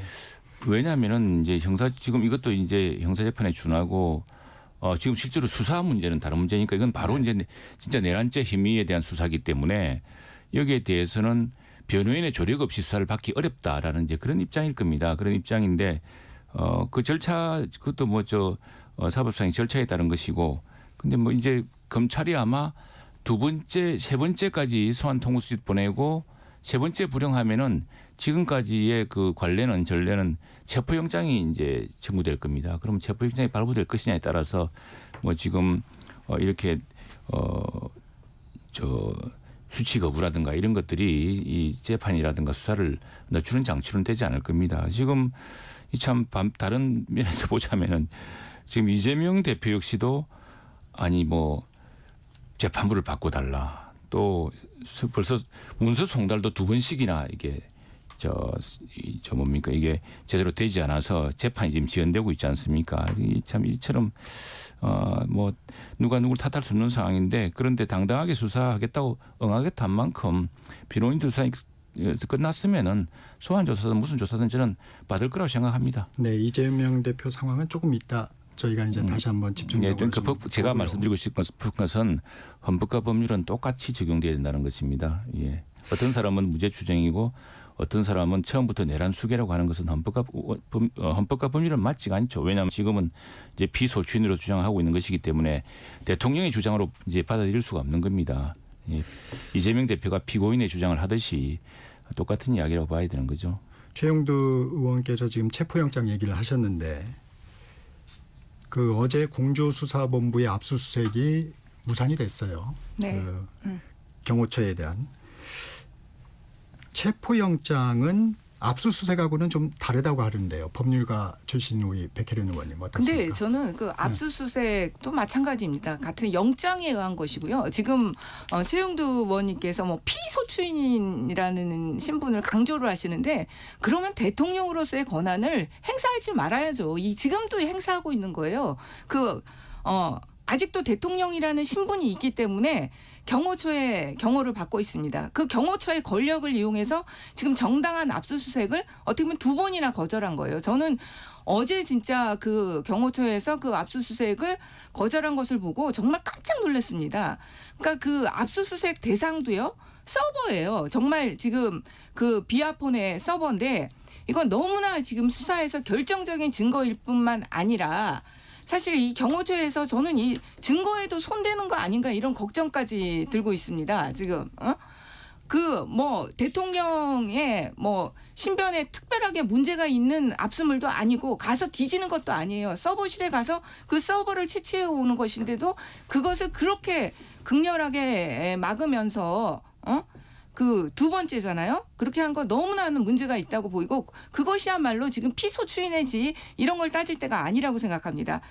그리고 지금 체포 영장은 아무래도 신병에 관한 것이니까 그 거부하기는 어렵겠죠. 지금 쉽지는 않을 거라고 보이는데 체포 영장 그것도 또 뭐 그 지금 경호처의 논리에 의하면은 막으려면 막는 거예요. 예. 체포영장도. 예. 그런데 이제 공무집행방해로 그러면 이 수사기관도 가만히 있지는 않겠죠. 예. 법원가 하겠는데 그리고 지금 뭐 어차피 이재명 대표하고 얘기가 나왔으니까 얘기하는데 저는 어떻게 이재명 대표의 사건과 이 대통령의 내란죄를 동일선상에 놓고 자꾸 얘기를 하시는지 이해를 할 수가 없습니다. 이거는 정말로 적반하장도 이런 적반하장은 없다고 봐요. 사건의 질과 양에서 전적으로 다른 겁니다. 이거는. 그리고 대통령의 지위라는 그 대통령의 지위를 갖고 했다는 측면에서도 이것은 완전히 다른 것이다. 예. 네, 넘어가야 되겠네요. 예. 그래 완전히 다른 질의 죄입니다. 근데 그죄는 죄가 아닙니까? 그러면은 그럼 그죄는 무시해야 되는 죄입니까? 저는 이런 걸 이야기하고 싶고 공평하게 헌법과 법률은 공평하게 적용된다. 누구도 예가 없어야 된다. 누구는 재판을 지연시키고 뭐 이렇게 해서 사법을 사실상 지연시키는 이런 게 없어야 된다는 이야기고요. 경호실에 대해서는 저는 뭐 백혜련 의원님 말씀에도 공감합니다. 이건 수사를 당당하게 받아야 되고 만일 내란죄가 아니라고 주장하려고 하면은 아니라는 이유를 방정을 받기 위해서라도 저는 자료라든가 증거 조사에 응해야 된다고 생각을 합니다. 그런데 다만 이제 경호실의 경우에는 이게 그 사건뿐 아니라 일반적으로 전체적인 국가 안보에 관련된 사안이 있을 수 있기 때문에 그래서 저는 과거에 그 조국 장관의 영장 압수수색 영장 때 보면은 그 변호인이 입회해 가지고 컴퓨터에 있는 모든 기록 하나하나를 이건 이 수사 영장 집행에 관계되는 자료다. 이거는 아니다라고 구분해 가면서 세세하게 해서 뭐 영장 집행이 그때 뭐 하루 종일 걸린 적이 있었습니다. 네. 그런 방식으로라도 뭐 경호실이 걱정 아니고 다른 이유도 있을 텐데 만일 그게 걱정이라면은 그렇게 은밀히 국가 안보에 관련된 거 또 대통령 경호실 전체에 관련된 거 별도로 그 문제는 별도로 구분해서 조사에 응해야 된다고 생각합니다. 그거는 당연히 수사기관에서 그렇게 합니다. 요즘은요 영장 집행요 그런 부분 굉장히 엄격하게 때문에 보통 당연히 변호인이 참여하고 그렇게 해야죠. 그 부분에 관한 증거만 가져가는 게 기본입니다. 근데 요즘 어떻게 하냐면은 근데 그 잘 따져야 되는 것이 우리 지난번에 21대 국회 때 김웅 의원이 한번 의원실을 그 압수수색 당한 적이 있었습니다. 근데 그 당시에 그때 검찰인지 경찰인지 모르겠는데 와가지고 전부 잃어서 지금부터 노트북, 그 전부 노트북을 보좌진까지 다 그냥 가져갔어요. 이게 이제 마침 김용 의원이 검사 출신이고 법조인이다 보니까 그 자체가 압수수색의 원칙에 위반된다는 것을 지적을 해서 그걸 무효로 만든 적이 있었는데 지금 뭐 그런 아마 이제 경호실도 이런 확실한 자기들이 왜 압수수색을 거부하냐 그러면 거부하는 이유를 확실히 밝히고 그럼 그 대상에 대해서만 구분하고 지금 대통령이 내란죄가 아니라고 주장하고 있고 한 만큼 그걸 오히려 방정할 만한 자료를 내놔야죠 적극적으로. 네, 한 가지만 더 점검하고 이재명 대표 얘기로 그러면 바로 넘어가겠습니다. 윤석열 대통령 측이 지금 탄핵소추 의결서를 수령하지 않은 것으로 전해지고 있어요. 이 부분이 어떻게 재판의 어떤 절차에 좀 영향을 줄 수 있는 건가요? 지금 뭐 윤석열 대통령 측의 입장은 지금 어떻게든지 늦추겠다 이건 명백한 거로 보입니다. 여러 가지 측면에서 수사기관의 소환에도 응하지 않고 있는 거고 탄핵소추 의결서도 지금 송달을 안 받고 있는 거거든요. 그러면 어쨌든 간에 현실적으로 하루 이틀 늦어질 수 있는 건 분명하다고 보입니다. 어쨌든 그 피소추차에게 그런 서류들이 전달돼야 되는 건 절차적으로 규정된 부분이기 때문에 답변서를 7일 내에 내줘라 이런 얘기도 들어가 있다고 하더라고요. 그러면 답변서가 늦춰지면 그게 또 그런 상황이 좀 발생할 수 있는 건가요? 근데 어쨌든 그게 이제 하루 이틀 늦춰져더라도 거기에서 답변서 7일 이내로 했으니까 답변서는 그때 안 내더라도 그것은 피소추인의 불이익으로 저는 돌아가야 된다고 봅니다. 그거는. 네. 근데 어쨌든 간에 늦추려고는 하겠죠. 네. 예. 그 저는 사실 이런 생각을 합니다. 지금 뭐 이 고위공직자들이 이런 방식으로 수사와 재판을 피하는 경우가 많았습니다. 그런데 이재명 민주당 대표 역시 항소심 개시를 위한 통지서 수령을 2차례나 지금 안 했습니다. 네. 일부러 고의적이죠. 그래서 저는 지금 뭐 대통령 사례도 있습니다만 이런 고위공직자들 같은 경우는 그를 대행하는 비서실이라든가 뭐 이런 것을 통해서 접수되면 접수된 것도 간주하는 이런 법을 해야 될 것 같아요. 이런 통지서 수령을 안 했을 경우에 이거 재판을 개시할 수 없는 이런 것들은 사실은 아주 그 어렵게 사는 사람들 같은 경우에 주소가 일정치 않거나 뭐 그래서 자기가 재판이 시작된다는 것도 모르고 또 수사가 시작되는 것도 모르고 뭐 그럴 수가 있지 않습니까? 그런 사람을 보호하기 위한 것이지 신분이 확실하고 그 주지가 확실하고 더구나 그 보좌하는 사람들이 수없이 많은 공적 조직에 있는 이런 사람의 경우에는 이런 뭐 송달의 효력 이런 걸 난 다투는 것이 좀 법적으로 잘못되지 않았나 싶습니다. 이 법을 개정해서라도 그런 경우는 뭐 그래서 나중에는 이게 공보를 통해서 개시를 하죠. 이제 이런 분의 경우 같은 것은 거처가 확실하고 또 신분이 확실하고 특히나 이런 고위공직자의 경우는 이런 수사와 재판에 대해서는 송달이 이렇게 지연되는 일을 아주 법적으로 저는 막아야 된다고 생각을 합니다. 네, 공직선거법 재판에 대해서 항소심이 시작하는 통지서를 예를 들면 그래서 법원이 공시송달이라는 절차를 밟고 있더라고요. 예, 그것도 시간이 꽤 걸리거든요. 그래서 지금 대법원회 같은 경우에 조희대 대법원장 들었으면서 이제 항소심하고 저 대법원에 그걸 마지막 그 3심을 3개월 특히 저 3개월로 끝내겠다는 것이거든요. 네. 그러면 3개월 끝내면 그게 2월 15일, 5월 15일 이렇게 끝나게 돼 있습니다. 그러니까 지금 대통령 선거가 뭐 올해 이를저들지 모르지만 지금 저 이재명 대표가 자꾸 수령을 거부하는 이유는 그렇게 재판 개시 일자를 늦추어서 저 3개월로 원래 이렇게 정해져 있는 항소심 또 3심의 시기를 늦추겠다라는 것으로 보이는데 그래서 저는 아까 대통령의 경우도 마찬가지지만 이렇게 신분이 확실하고 거치가 확실하고 그 보좌 직원들이 확실한 사람의 경우는 한번 송달된 것으로 간주해서 시작해야 된다고 생각합니다. 네. 지연 전략이다. 이런 부분 백혜련 의원님. 아니 저도 이거 이재명 대표의 개인적인 사정을 네네. 모르기 때문에 네. 그것은 뭐라고 말씀드리기 뭐할 것 같아요. 본인에게 워낙 지금 상황 자체가 근데 우리가 격변의 시대를 지금 겪고 있는 거 아닌가? 저라도 개인적으로 본다면 지금 직접적으로 받는 게 여의치 않았을 수 있는 상황은 여러 가지 있었다고 생각합니다. 진짜 일주일 전에 지금 계엄 비상계엄이라는 그런 엄중한 상황이 있었고 저희 국회의원들 같은 경우 날마다 국회에서 아무 데도 나가지 않고 거의 농성을 하고 있었습니다. 이런 상황이에요. 그러니까 실제로 이재명 대표가 그것을 송달받기에 어려운 상황이 저는 충분히 있었을 수 있다는 예상은 해보고요. 어쨌든 이 헌법재판의 송달 전체하고 또 일반 재판의 송달 전체는 좀 다를 거예요. 저도 네. 지금 헌법재판소법을 정확하게 보지는 않았기 때문에 윤석열 대통령이 무한정 미루기는 어렵지 않을까. 그거는 받지 않았더라도 아마 간주하는 조항이 있을 것이라고 보고요. 실제로 비서실이나 이렇게 됐을 경우에 간주하는 조항이 있지 않을까. 그거는 좀 찾아봐야 될 것 살펴보셔야 같아요. 돼요. 예, 네. 형사 재판에 네. 출연한다 돼 있거든요. 근데 어쨌든 저는 그래서 저는 정말로 자꾸 그러니까 국민의힘 의원님들에게 이재명 대표 사건하고 대통령 사건을 자꾸 염두에 모든 것을 이 기승전 이재명 이렇게 가는 것 같아요. 이건 정말 잘못됐다. 아니 근데 네. 당당하게 네, 최영도 의원님. 대통령도 당당하게 수사와 재판에 응한다고 했으니까 응해야 되고요. 그래야 지금 대통령 스스로 저 주장하고 있는 내란죄가 아니라는 사실을 스스로 소명해야죠. 해야 되고 다음에 역시 저 헌법과 법률의 원칙에 따라서 이재명 대표도 이 수사를 뭐 우리 정부가 했습니까? 지난 정부 때 다 수사되고 재판이 시작되는데 연기되고 있는데 그게 아까 이제 통지서 수령 문제 있지 않습니까? 네네. 이런 수령 문제는 이런 통지서 지금 잠깐, 여기서 잠깐만 통지서 이야기를 할게요. 수령 문제. 예, 예.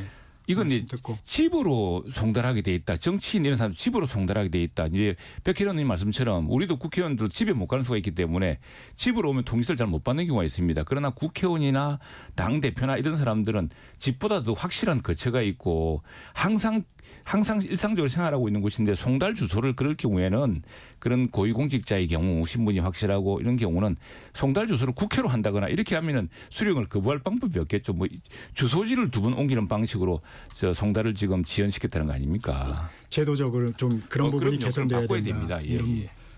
아니 집으로 송달을 해야 되니까 더 이해가 되는데 계엄 터지고 나서 이제 저 같은 경우도 집에 들어간 게 지난주 토요일 들어갔어요. 일주일 동안 집에 못 들어갔어요. 국회에 살다시피 했죠 다들. 그러니까 너무 당연한 거죠. 국회로 지금 보내도록 해야죠. 정말 받기가 어려운 국회로. 상황이네요. 이게 국회로 인간적으로. 보내도록 해야죠. 잠시만요. 이게 예. 국민 눈높이하고는 좀 다른 부분이 있는 것 같습니다. 네. 이재명 대표는 매일 화면에 나오시는 분이고 네. 동선이 다 확보되는 분인데 통지서를 못 받았다? 이런 부분에서 좀 국민들의 근데 어떤 그 통지서는 그러면 그 전달하시는 분이 그쪽으로 와서 주셔야 되는 거죠. 그러니까 근데 막 지금 이미 근데 시스템이 주소지로 돼 있으니까 문제가 그거는 있다. 그러니까 법률적인 문제이고 이재명 대표의 문제도 아닌 거죠. 그거 바꾸자 이재명 이거죠. 대표가 굳이 안 받으려고 한 것이 아니라 지금 객관적으로 드러난 사실과 지금 개헌부터 지금까지는 어제 오늘은 모르시겠지만 집으로 못 들어가셨거든요. 제가 네, 알기로. 네. 아니, 저희 국회의원들 다 국회에서 농성하고 있었습니다. 탄핵될 때까지 또 제2차 계엄의 문제도 있었기 때문에 농성하고 있었어요. 그 사단을 만든 게 누군지 좀 그러니까 자성하고 돌아보셔야 될 검사를 것 같아요. 사칭했던 변호사 출신이 이거 모를 네. 리가 있습니까? 1심 재판이 끝나고 그 재판 절차가 또 재개된다는 통지서를 온다는 걸 모를 리가 있나요? 일부러 안 받으려고 주소지가 바뀌었거나 이랬겠죠. 그래서 제가 뭐 그런 오해도 피하고 앞으로 이런 식으로 고위공직자들이 재판을 고의적으로 회피하거나 이런 걸 막기 위해서 송달지 주소를 지불하지 말고 그 사람이 확실히 근무하는 그건 근무지도 법률안 개정 내세요. 그러니까 뭐 아니더라도 알죠. 그 모릅니까? 법률안 개정 이런 내시고. 고위공직자가. 네. 뭐 절차의 문제고 개인적인 상황이 있을 수 있다. 백혜련 의원님 이런 말씀 주셨는데 공직선거법 재판의 경우 2심과 3심 뭐 각각 3개월 안에 선고해야 한다. 강행 규정은 아닙니다. 이게 이번 이재명 대표의 재판은 가능할 것으로 보이십니까? 저는 현실적으로 불가능하다고 봅니다. 지금 여태까지요. 이 규정이 맞춰져서 재판이 이루어진 경우가 사실 거의 없습니다. 여태까지 모든 공직선거법에서 633 규정이 거의 지켜지지를 않았어요. 그런데 유독 이 사건에서만 그걸 지켜야 한다고 주장하는 것 자체가 제가 볼 때는 그 국힘의 어떻게 보면 떼쓰기라고 보이고요. 실제로 이 사건 자체에서 그동안 1심에서 수많은 부분이 다퉈진 거기 때문에 2심에서도 또 그만큼 다퉈질 내용이 저는 많을 것이라고 보입니다. 네. 원래 1심이 길수록 2심도 길어요. 왜냐하면 그만큼 쟁점과 다투는 부분이 많기 때문에 길어집니다. 현실적으로. 그래서 변론을 끌려고 해서가 아니라 재판 과정상 이것이 3개월 안에 끄는 것 자체가 졸속 변론, 적설 심리가 될 수 있기 때문에 저는 현실적으로 어렵지 않을까 그렇게 보입니다. 방어권을 충분히 보장해야 된다. 네, 그게 아니라 객관적으로 여태까지 이 재판의 과정이나 그리고 모든 공직선거법들 진행됐던 과정들 보면요, 제가 좀 다투는 사건들이 많은 사건들은 그 기간 안에 끝난 적이 한 번도 없습니다. 이게 이제 우리가 잠깐 하나만 제가 더 여쭤보고 이재명 대표가 당당히 재판에 임해야 된다. 이 부분은 동의하시는 거죠? 당연하죠. 네.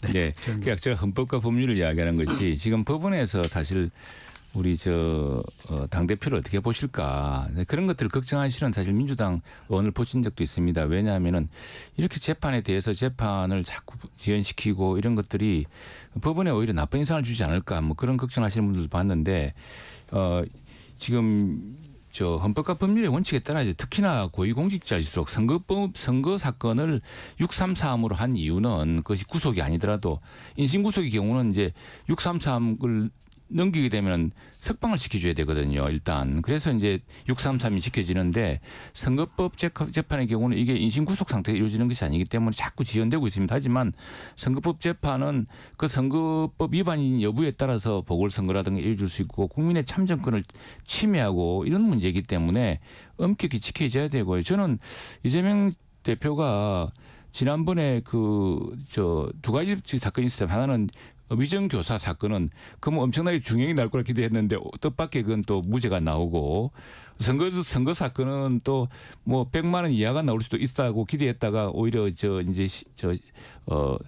집행유예형이 나오고 했는데 그냥 재판을 빨리 받아서 깨끗하게 혐의를 벗으시면 되지 뭘 자꾸 이렇게 늦춥니까? 아니 저도 뭐 사건 늦추자는 얘기는 전혀 아니고요. 633이 저는 지켜졌으면 좋겠어요. 그러나 현실적으로 지금 봤을 때 재판의 과정을 봤을 때 저는 지키기가 힘들 것이다 이렇게 판단을 한다는 얘기고요. 그동안에 진짜로 이 선거 재판과 관련해서 633을 지키자고 했는데도 한 번도 제대로 지켜진 적이 없어요. 그런데 왜 이 사건에 대해서만 그렇게까지 강변을 하시는지 그게 저는 의아스럽다 이거죠. 백 의원님 633 되게 지키기가 노력했고요. 그게 지난 문재인 정부 들어서 특히나 이제 이재명 대표 사건에서부터 자꾸 아마 재판에 전혀 아닙니다. 재판 소요 시기를 아마 계속 기록을 세우고 있을 겁니다. 아마. 보면. 네. 자, 주제를 좀 달리하죠. 헌법재판관 문제로 좀 넘어가겠습니다. 여야가 6인 체제, 9인 체제 완전체 뭐 이걸 놓고 지금 격돌을 벌이고 있습니다. 민주당은 9인 체제를 원하는데 일단 탄핵 청문회 일정 지금 어떻게 계획을 잡고 계십니까? 민주당이 9인 체제를 원하는 것이 아니고요. 너무나 헌법재판소의 구성은 9인이 원래 정상적인 것이죠. 이게 헌법 재판의 정신에도 가장 부합하는 것입니다. 합의제의 기관으로서 9인의 재판관이 모두 모여서 합의를 이루는 것이 기본 헌법의 정신에 맞는 것이고요. 그리고 특히 이번에 이런 대통령의 내란죄라는 이런 큰 사건을 맞아서 탄핵 소추가 된 겁니다. 그럼 당연하게 어떻게 보면 법적인 안정성, 헌법의 가치를 살리기 위해서라도 9명의 재판관이 모여서 합의하는 게 너무나 당연한 거 아닌가. 근데 저는 그렇게 생각되거든요. 구인 체제가 되지 않았던 부분, 최영도 의원님. 예. 그런 부분에 민주당의 책임도 어느 정도 있는 것 같아요. 맞습니다. 제가 그래서 저희들도 헌법재판소가 정상적으로 구성되어서 헌법재판이 빨리빨리 이루어져야겠다고 계속 요구해 왔습니다. 그런데 이제 민주당이 3인 공석에 대해서 국회 추천 몫이거든요. 네. 이 부분을 지난 몇 개월 동안 계속 지연시켜 왔습니다. 지금 저희들이 빨리 헌법재판관 구인 체제를 해서 빨리 그 헌법재판이 빨리 이루어지자고 하는 이유는 지금 탄핵 소추당한 그 고위공직자들이 많습니다. 뭐 이준숙 방통위원장부터 해서. 네. 예, 그래서 이게 지금 거의 뭐 중지되다시피 했는데 다행히 6인 체제라도 심리는 할 수 있다 해서 심리는 진행되고 있습니다. 진행되고 있는데 이게 이제 원래 국회 대법원 추천 세목, 그다음에 대통령 추천 세목 그렇죠. 그리고 세 분, 그리고 국회 추천 세 분인데 국회 추천 세 분 중에는 교섭단체 1당과 2당이 이제 하나씩 하고, 다음에 그 한 분은 여야가 합의로 하기로 돼 있는데 네. 사실 이번에 그 늦어진 이유가 민주당이 이걸 우리 의석수가 많다고 우리가 2명을 추천하겠다 이렇게 이제 계속 고집을 부리면서 그렇죠. 예. 이게 늦어진 겁니다. 늦어지는데 왜냐하면 그건 상당히 원칙의 문제이기 때문에 우리가 다수당일 때는 그렇게 한 적이 없거든요. 그런데 민주당은 다시 다수당이 되었다고 우리가 2명을 하겠다고 해서 늦어진 것입니다. 그래서 이 헌법재판관을 지금 구인 체제로 구성하는 것을 늦어진 1차적 원인은 민주당에 있다는 것이고요. 그래서 지금 뭐 여러 논란이 있는데 이게 민주당이 그때 말이 다르게 자꾸 혼란스럽게 만든 것이 오히려 상당한 이런 지연의 원인이 되었다는 이야기입니다. 그러나 뭐 저희들 당도 그렇고 정당한 절차를 거쳐서 빨리 구성되면 좋겠는데 지금 이 우리 당의 입장에서는 이게 한번 다수당이라고 우리 당이 다수당이 되면 우리가 2명 임명할 때 민주당이 참겠습니까? 안 참을 겁니다. 우리 당은 이제 항상 우리가 욕먹는 게 뭐 같은 사안이라도 이 국민의힘 이 사람들 하는 일을 보면 늘 허술하고 늘 막 민주당한테 지고 그러더라고 하는데 민주당은 절대로 안 질 겁니다. 그렇다고 한다면은 이번에 1대1 말하자면 민주당 한 분, 우리 한 분 그리고 여야가 합의하는 사람 한 사람. 네. 예, 이런 분이 했으면 좋은데 지금 벌써 그거부터 어그러져 있습니다. 어그러져 있는데 어쨌든 지금 벌써 몇 개월째 지연되고 있는 원인이 바로 그 문제 때문이었다는 것만 이제 지적하고 싶습니다. 이번 탄핵 청문 절차에는 불참하시는 거죠? 탄핵 청문 절차인가요, 그게? 아니 탄핵 청문 절차가 아니라 국회의 헌법재판관 청문회 일정. 청문회 참여해야죠. 아 참여합니까? 당연히 참여해야죠. 예, 헌법재판관 청문 일정이 잡혔죠. 우리도 지금 청문위원들이 다 구성됐습니다. 헌법재판관 청문회 일정을 지금 국민의힘에서 합의를 안 해주고 있습니다. 그러니까 빨리 아이고 말씀 잘하셨네요. 최영도 의원이 빨리 합의해 주십니다. 지금 시간 끌기 하고 있어요. 국민의힘에서. 아니, 왜냐하면 그러니까 빨리 합의해 주세요. 그럴 경우에 네. 민주당이 그러면 다시 한번 국회 여야의 공동 추천 몫을 하나 추천자를 변경해 주면 제일 좋겠네요. 지금 그 아니 문제 때문에 그거는 그렇습니다. 이미 불가능한 단계입니다. 이미 그거는 양쪽에서 저기 한 거고요. 지금 여태까지 나중에 민주당이 우리 다수당 될 때 우리 2명 하겠다면 받아들일 아니 겁니까? 진짜 그 약속하세요 그러면. 네 아니 그 잠시만요. 150석에 가까운 야당이 정당 되시면 두 분 하세요. 네. 네. 그런 정당이 아닙니다. 예전에는 뭐 네. 법사위 다 차지해 놓고 말을 바꾸지 않았습니까? 이 부분은 좀 확인이 필요한 것 같습니다. 예. 국민의힘 차원에서 예. 헌법재판관 청문회에 참여하는지 여부는 참여 지금 준비 다 하고 있습니다. 최영도 의원 아니 건성동 얘기하고는 대표가 아니라고 했던 것 같은데요. 그런데 네. 원내 교섭 전략일 수도 있는데 네. 아닙니다. 그건 뭐 우리 다 준비돼 아니 있고요. 어쨌든 그럼 빨리 참여를 해주세요. 네. 네. 네. 의원님들 연내돼야 되니까. 잠시 전하는 말씀 듣고 토론 2부에서 두 분과 다시 돌아오겠습니다. 제주 4.3 사건으로 인해 뒤틀린 가족관계를 바로잡기 위한 혼인 입양 신고 특례 신청이 시작되었습니다. 이번 신청은 2024년 9월 2일부터 2026년 8월 31일 2년간 진행되며 혼인 신고 특례의 경우 희생자의 사실혼 배우자, 본인 등이 입양 신고 특례는 양자로서 입양 신고를 하지 못한 본인이 신청할 수 있습니다. 신청권자, 신청 서류, 접수 방법 등 자세한 사항은 4.3 종합정보 시스템 누리집에서 확인하시고 문의는 제주특별자치도 4.3 지원과 064-710-8440으로 해주시면 됩니다. 희생자와 유족의 명예회복을 위한 이번 기회에 많은 관심 부탁드립니다. 잠시 후 8시 반부터 일부 지역국에서는 해당 지역 방송을 보내드립니다. 워렌 버핏은 가치 투자, 필립 피셔는 성장주 투자, 피터 린치는 장기 투자. 방법은 달라도 목표는 하나. 성기영의 경제쇼가 성공의 길로 안내합니다. 깊이 있게, 명쾌하게, 지금 이 시대 경제에 관한 모든 것을 알려드립니다. 평일 오후 4시 5분 성기영의 경제쇼와 함께하십시오.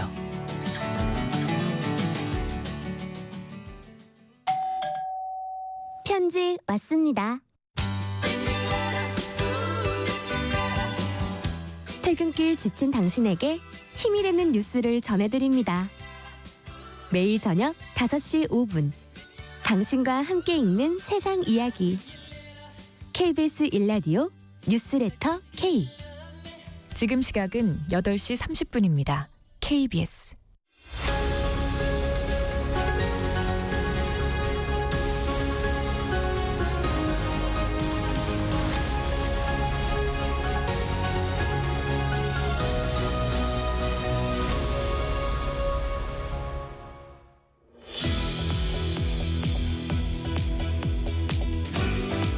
강대강 토론 이어갑니다. 국민의힘 최영도 의원, 더불어민주당 백혜련 의원 함께 하시고 계십니다. 자, 다음으로 넘어가죠. 권성동 대표 권한대행 겸 원내대표가 탄핵안이 헌재에서 인용되기 전까지는 권한대행의 헌법재판관 임명은 불가능하다. 이렇게 얘기했습니다. 어떤 논리입니까? 최영도 의원님. 이게 이제 지난번 이 논리가 지난번에 뭐 박범계 의원이나 또 추미애 의원이나 다들 뭐 법무부 장관도 하시고 한 분들이 지난번 박근혜 대통령 탄핵 소추 때 탄핵 재판 때 그 당시 황교안 권한대행이었죠.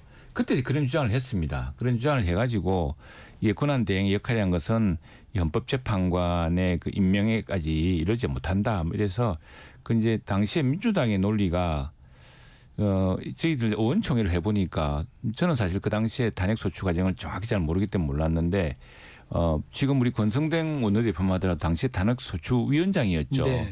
그래서 잘 알고 있는 거예요. 그리고 또 우리 4선 이상 의원들은 당시에 민주당이 했던 이야기를 다 기억하더라고요. 그래서 그분들이 다 일제히 나오셔서 아니 민주당이 그때 말 다르고 지금 말 다른데 그럼 그때 말은 사과를 하든지 뭐 이러는 거 아닌가 하는 그런 이제 주장인데 이 주장의 근거는 권성동 뭐 위원장 우리 원내대표가 저 이야기하는 까닭은 8년 전 탄핵 소추 때 사건 때 민주당이 헌법재판관을 권한대행이 임명하지 않는다고 그것도 그냥 보통 사람이 아니고 법무부 장관이라든가 민주당의 대표적 율사들이 강조했기 때문에 그럼 그 이야기는 뭐냐? 그 이야기는 그래놓고 지금에 와서는 또 헌법재판관 임명을 미루다가 절차를 미루다가 지금에 와서 그런 권한대행한테 강요하는 것은 앞뒤가 맞지 않지 않느냐 하는 그런 지적이죠. 권한대행의 권한에 대한 문제 같습니다. 백혜련 의원님. 먼저요. 권성동 대표가 본인 입으로 권한대행이 헌재재판관 임명할 수 있다고 또 말하신 분이에요.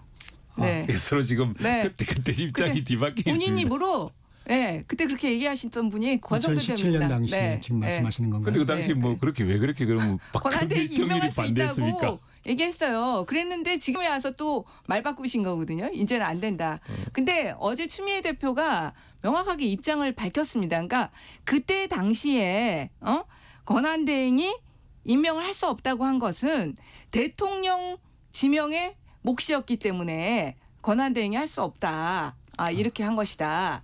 대통령 지명 네, 몫이다. 대통령 지명 몫이기 때문에. 그러나 지금은 국회 몫이다. 국회 몫이기 때문에 실제로 이 권한대행의 역할은 사실 국회에서 지명해가지고 청문절차를 통과하면 그걸 권한대행이 대통령이라고 할지라도 대통령이어도 그 임명 안 할 수가 없는 임명하는 거거든요. 그냥 형식적인 임명 절차라는 겁니다. 그렇기 때문에 권한대행도 당연히 할 수 있다.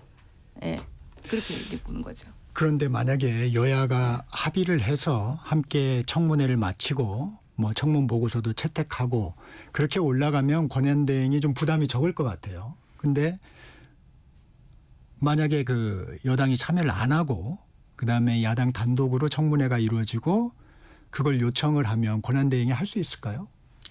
저는 지금 헌법재판소의 입장도 중요하다고 보입니다. 네. 그게 사실 근데 헌법재판소가 명확하게 입장을 냈어요. 이건 사실 헌법적인 문제이기도 하거든요. 왜냐하면 권한대행의 역할과 권한에 대해서 어떤 명확한 법률적인 규정이 없기 때문에 그런데 그 주미 기관인 헌법재판소에서 권한대행이 헌법재판관 임명할 수 있다는 입장을 냈습니다. 그리고 지금 헌법재판관이 되실 후보자들도 다 지금 헌법 권한대행이 할 수 있다는 취지로 얘기하고 있어요. 이런 상황에서 저는 한덕수 권한대행이 충분히 임명할 수 있는 법적인 어떤 근거와 기반이 있다고 봅니다. 그렇기 때문에 그렇게 부담 갖지 않아도 된다. 여당의 저기 대표 네. 지금 이제 대표 권한대행이시죠. 예, 예. 원내대표가 이렇게 얘기를 했는데 네. 정부의 이제 대통령 권한대행이 이걸 만약에 지금 올라갈 경우에 예. 얘기를 해서 할 수 있다고 보세요. 그건 이제 법리적으로 판단을 해야겠죠. 헌법재판소의 의견도 중요할 테고 또 권성동 원내대표도 이 법리를 잘 알고 있기 때문에 다만 이제 민주당이 그때 말이 다르고 하는 이런 것들이 혼란을 가중시키고 있는데 또 하나 이제 그렇다면 한덕수 대통령 권한대행의 권한의 범위가 어디까지냐 이제 이게 논란이 꺼집니다. 사실은. 그러면은 근데 양국관리법이라든가 지금 사실은 문재인 정부 때도 하지 않던 법을 이제 야당이 되니까 그냥 농민들 편든다는 걸 이제 확실히 강조하기 위해서 정부를 궁지에 몰려고 이제 양국관리기급부를 계속 통과시키기 위해서 정부가 지난 재의결권에서 또 부결되고 했었거든요. 네. 그렇다고 한다면은 지금 한덕수 총리나 지금 정부는 문재인 정부나 지금 정부나 똑같은 어떤 정책 기조를 유지하고 있는데 이제 그런 기조에 따라서 양국관리법이라든가 또 국회 정언감정청법이라든가 이런 것들에 대해서 정부 내에서 또 법리적으로는 이건 좀 수용하기 곤란하다라고 지금 생각하고 있습니다. 네. 그러면은 국무총리 권한, 대통령 권한 대행이 재의결권을 행사할 수 있어야 되거든요. 네. 우리는 행사할 수 있다고 믿습니다. 네. 그런데 그건 또 안 된다. 그러면 권한 대행이 어떤 선택적으로 이거는 내가 우리한테 좋으니까 행사를 해라 그러고 저거는 우리한테 불리하니까 행사하지 마라 그러고 하는 이런 민주당의 좀 이중적 기준만 좀 바로잡아주면 뭐 권한 대행의 범위가 분명해지지 않겠습니까? 아니 진짜 그걸로 따지면은 정말로 국민의힘이 앞뒤가 다른 입장인 거거든요. 재의결권이라는 것과 아까 국회 추천의 헌법재판관을 임명하는 건 어느 게 더 큰 권한이라고 볼 수 있겠습니까?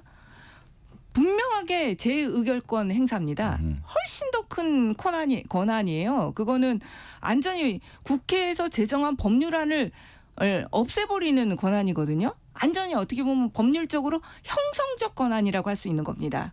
네. 근데 헌법재판관 국회 추천 몫에 임명하는 것은 형식적인 권한인 거예요. 그냥 의례 절차적인 문제고.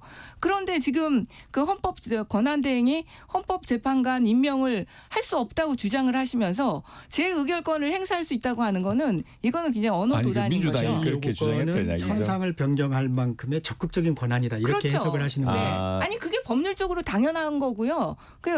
당연한 거 아니겠습니까? 지금 국회에서 대통령의 거부권만큼 큰 권한이 어디 있습니까? 사실 그동안 윤석열 대통령이 그렇게 국민적으로부터 비판을 많이 받았던 것 중에 하나가 국회가 제정한 법률안에 대해서 역대 대통령 최고로 많은 거부권을 행사했다는 게 큰 비판의 요소 중에 하나 아니었습니까? 그런 큰 권한을 대통령 권한대행이 행사할 수 있다. 이렇게 주장을 하시는데 헌법재판관 임명은 안 된다. 이것 자체가 너무 우스운 거죠. 민주당이 그 말이 앞뒤가 혼란을 가중시켰는데 이제 재의결권, 그러니까 거부권이 많으면 나쁜 대통령이냐. 그건 이제 미국 민주당이 가장 존경하는 루즈벨트 대통령의 재의결권은 수백 건이었습니다. 이 거부 비토가. 그러니까 이제 그 정치 상황을 이해해야 되는 것이죠. 그리고 87년 헌법, 이제 새로운 헌법 개정 논의도 있습니다만 87년 헌법 때 국회가 정한 룰이 뭐냐면은 자, 이렇게 큰 사회적 쟁점인데 국가적 쟁점이 되어서 여야가 입장이 팽팽하고 정부가 이걸 집행하기 곤란한 이런 부분이 있으면은 국회에 압도적 다수, 즉 3분의 2의 의결로서 가결하자. 그러니까 큰 찬반이 정말 극명하게 엇갈리고 정책적인 효과에 대한 생각이 엇갈릴 때는 다수의 힘으로 이제 정하자고 했던 것이 87년 헌법의 취지입니다. 그게 뭐냐니까 재의결권이에요. 국회의 재의결이고 대통령이 그리는 그 형성적으로 그걸 없애는 것이 아니고 재의결을 해주세요. 이게 보니까 여야가 입장이 팽팽하고 정부로서도 기존의 정부가 해오던 정책과는 상당히 다른 기조에서 오히려 혼란과 부작용이 우려됩니다. 그러니까 국회한테 3분의 2로 그러면 그 헌법에 정해져 있으니까 그래서 이제 재의결권이고요. 그거는 오히려 헌법에 정해진 대로 총리가 하시면 되는 문제입니다. 권한 대행이. 아니 거부권의 문제는 그게 다른 거죠. 그거야 뭐 하게 되면은 그 3분의 2 그럼요. 국회의원들의 힘으로 해야 되는 거긴 한데 그 권한 대행이 행사할 수 있느냐 없느냐의 문제는 다른 문제라는 거죠. 예. 권한 대행도 거부권만큼 왜냐하면 지금 아니 이거는 그 무정부 명확하잖아요. 상태입니까? 권한 대행 상태는 아니 정부가 기능은 해야죠. 대통령의 거부권만큼 대통령의 권한 중에 큰 권한은 없다는 겁니다. 그거는 명확한 거 아닙니까? 그런데 그 않죠. 권한을 행사할 수 있다고 주장하면서 아니 헌법에 헌법재판관 임명 못한다는 것 자체가 민주당 이야기를 말이 안 지금 다시 된다는 옮기고 얘기죠. 있는 이야기죠. 예, 민주당이 알겠습니다. 그때 잘못했다 하시면 아마 우리 당에서도 아니 권성동 그럼 대표부터 그대로 반성하라고 풀 하세요. 아이고 헌법재판관 임명권 또 제2 요구권 정치자들이 양당의 입장 충분히 이해하셨을 걸로 보입니다. 자, 다음 주제로 가보겠습니다. 이재명 대표가 국정안정협의체를 제안을 했고요. 정부에서도 적극적으로 협력하겠다는 입장을 밝혔습니다. 국민의힘은 아직 좀 이건 적당하지 않다 이런 입장이에요. 왜냐하면은 뭐 이재명 대표가 이제 벌써 대통령 되듯이 하느냐 뭐 이런 반발도 있는데 사실은 이건 국회법에 따라서 하면 됩니다. 지금 국회에서는 국회의장과 교섭단체 여야 원내대표가 협의하도록 되어 있습니다. 그런데 지금 정부가 비상 상태인 만큼 탄핵 소추 상태인 만큼 국무총리가 거기에 권한 대행이 거기에 합석해서 여야 국회의장이 정하면 되는 것이고요. 사실 당 대표라는 지위는 이런 국회 의사결정에 관여할 수가 없는 지위입니다. 지금 사태를 꼬이게 한 것 중에 하나가 예산안 문제가 그런데 네. 제가 예결위도 했고 예결위 예산조정 소위원 그러니까 일당 다수당이 민주당이 9명 우리 당이 6명에서 15명으로 구성된 예산조정 소위원까지 했는데 그때 대부분의 굉장히 치밀하게 예산을 맞췄는데 돌연 마지막 날 뭐 말은 안 하겠지만 당 지도부의 뜻이라고 가매감마다 밀어붙였거든요. 이제 그런 걸 보면서 야 이게 국회가 그렇게 심각하게 논의한 것을 당 지도부의 방침을 이렇게 바꾸면 되나? 이게 사실은 국회 의사결정 법안이라든가 예산이라는 것은 원내대표와 의원들이 하는 겁니다. 당 대표가 때때로는 원외인 당 대표 우리 당에 있지 않습니까? 네. 그런 분들이 이렇게 개입할 수 있는 게 아닙니다. 그거는. 그래서 그런 문제에서 이재명 대표가 여야 협의체가 국정안정 협의체가 구성되면은 상설적인 것은 국회의장과 여야 원내대표 또는 여야의 정책위 의장 여기에 이제 권한 대행이 참석하는 것이 옳고요. 지금 이재명 대표가 요청하는 것은 우리 당의 비대위원장이 정해지면은 양당의 비대위원장과 대표가 국정에 대해서 이렇게 이야기하고 그때 이제 또 총리가 참석하시거나 권한 대행이 참석하시거나 그런 별도의 트랙이죠. 거기서 다 정한다는 것은 그러면 당 대표가 국회를 좌지우지하는 모양인데 그건 안 맞죠. 네, 백혜련 의원님. 먼저 예산안에 관해서 무슨 당 지도부의 지침에 의해서 갑자기 가매관으로 바뀌었는데 전혀 그런 게 아니고요. 제가 어제 안 그래도 박정 예결위원장과 잠깐 얘기를 했는데 논의 과정에서 정부 측에서 이제 보통 감액이 되고 그다음에 증액을 과정을 거칩니다. 근데 감액과 증액에서 정부 측에서 증액 못한다. 뭐 그렇게 얘기가 나왔기 때문에 결국은 그 과정에서 합의가 안 된 거예요. 그런데 11일까지가 예산안 처리 기간이었고 그래서 예결위 차원에서 일단 합의된 그동안 얘기된 내용대로만 하자. 그럼 그렇게 증액 30초 정도 남았습니다. 네, 증액안이 안 됐기 그렇게 됐기 때문이고요. 국정협의체는 지금 저는 만들 수 있다. 저도 15초 주세요. 최영대 의원님 같지만 말씀하시면 좋겠어요. 국정협의체 그러니까 빨리 만들었으면 좋겠어요. 진짜 국민들이 얼마나 불안해합니까? 국회의 그러면 지금 가동시키면 됩니다. 서로 간에 갑자기 이익을 따지지 말고 국정협의체 빨리 만들자고 저도 국회의원으로서 제안 드리니까요. 예, 그건 지금 뭐 국민의힘에서 시스템이 연연하지 말고 지금 위기 아니, 상황이니까 빨리 그럼요. 만들자. 아니, 경제 부분이라도 만들자고 했잖아요. 이게 뭐 자주뭐 국회의장이 있고 네. 그다음에 여야 원내대표가 있으니까 여기에 데크란 대행이 참석해서 긴급한 국가 상황을 논의하면 좋겠습니다. 그리고 당 대표나 비대위원장은 또 별도의 트랙에서 그건 뭐 정치적 합의를 위한 것이지 국회 국정 운영 하나하나를 당 대표가 이끈다. 그건 대통령이 된 뒤에 하시면 되는 일입니다. 아니 당 대표가 이끌겠다는 게 아니죠. 예, 그리고 협의를 뭐 여야 예산안 함께 힘을 과정은 모으자는 제가 겁니다. 그 내막을 잘 함께. 압니다. 사실은. 네. 그 내막 다음에 또 한번 다음에 듣기로 듣겠습니까? 하고요. 예. 예. 강대강 토론 오늘 여기서 마치겠습니다. 국민의힘 최영두 의원, 더불어민주당 백혜련 의원 함께했습니다. 전격 시사 함께하는 시간 8시 44분 지나고 있습니다. 네, 수요일 출근길 상황입니다. 올림픽대로 공항 쪽인데요. 가양대교에서 방화대교 사이 2, 3차로에서는 추돌 사고로 막혀 있습니다. 다른 차로로 변경이 필요하겠고요. 고속도로는 서울 위주로 많이 막히는데요. 경부고속도로 서울 쪽으로 옥산 분기점에서는 화물차가 고장나 있습니다. 안성 휴게소에서 남사까지 막히고요. 반대 부산 방향은 반포에서 서초까지 밀리고 있습니다. 신갈 분기점에서 수원까지 천천히 가고요. 경인고속도로 서울 방향 서인천에서 부평, 부천에서 신월까지 어렵습니다. 서해안고속도로 서울 방향은 일직분기점에서 금천까지 막히고요. 반대 목포 방향은 금천에서 막히다가 매송휴게소에서 비봉까지 천천히 갑니다. 영동고속도로 강릉 쪽으로 서창분기점에서 월곶분기점까지 막히고요. 동군포에서 부곡까지 천천히 갑니다. 반대 인천 방향은 안산에서 서안산까지 밀리고 있습니다. KBS 교통정보센터에서 정현정입니다.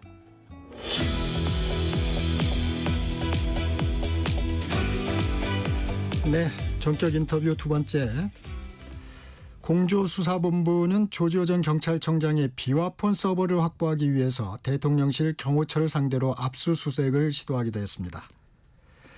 비화폰, 저희가 알고 있기로는 도청 방지 기능이 있다 이렇게 알고 있는데 오늘 전 합참 공보실장이었던 엄효식 한국국방안보포럼 사무총장 나와 계십니다.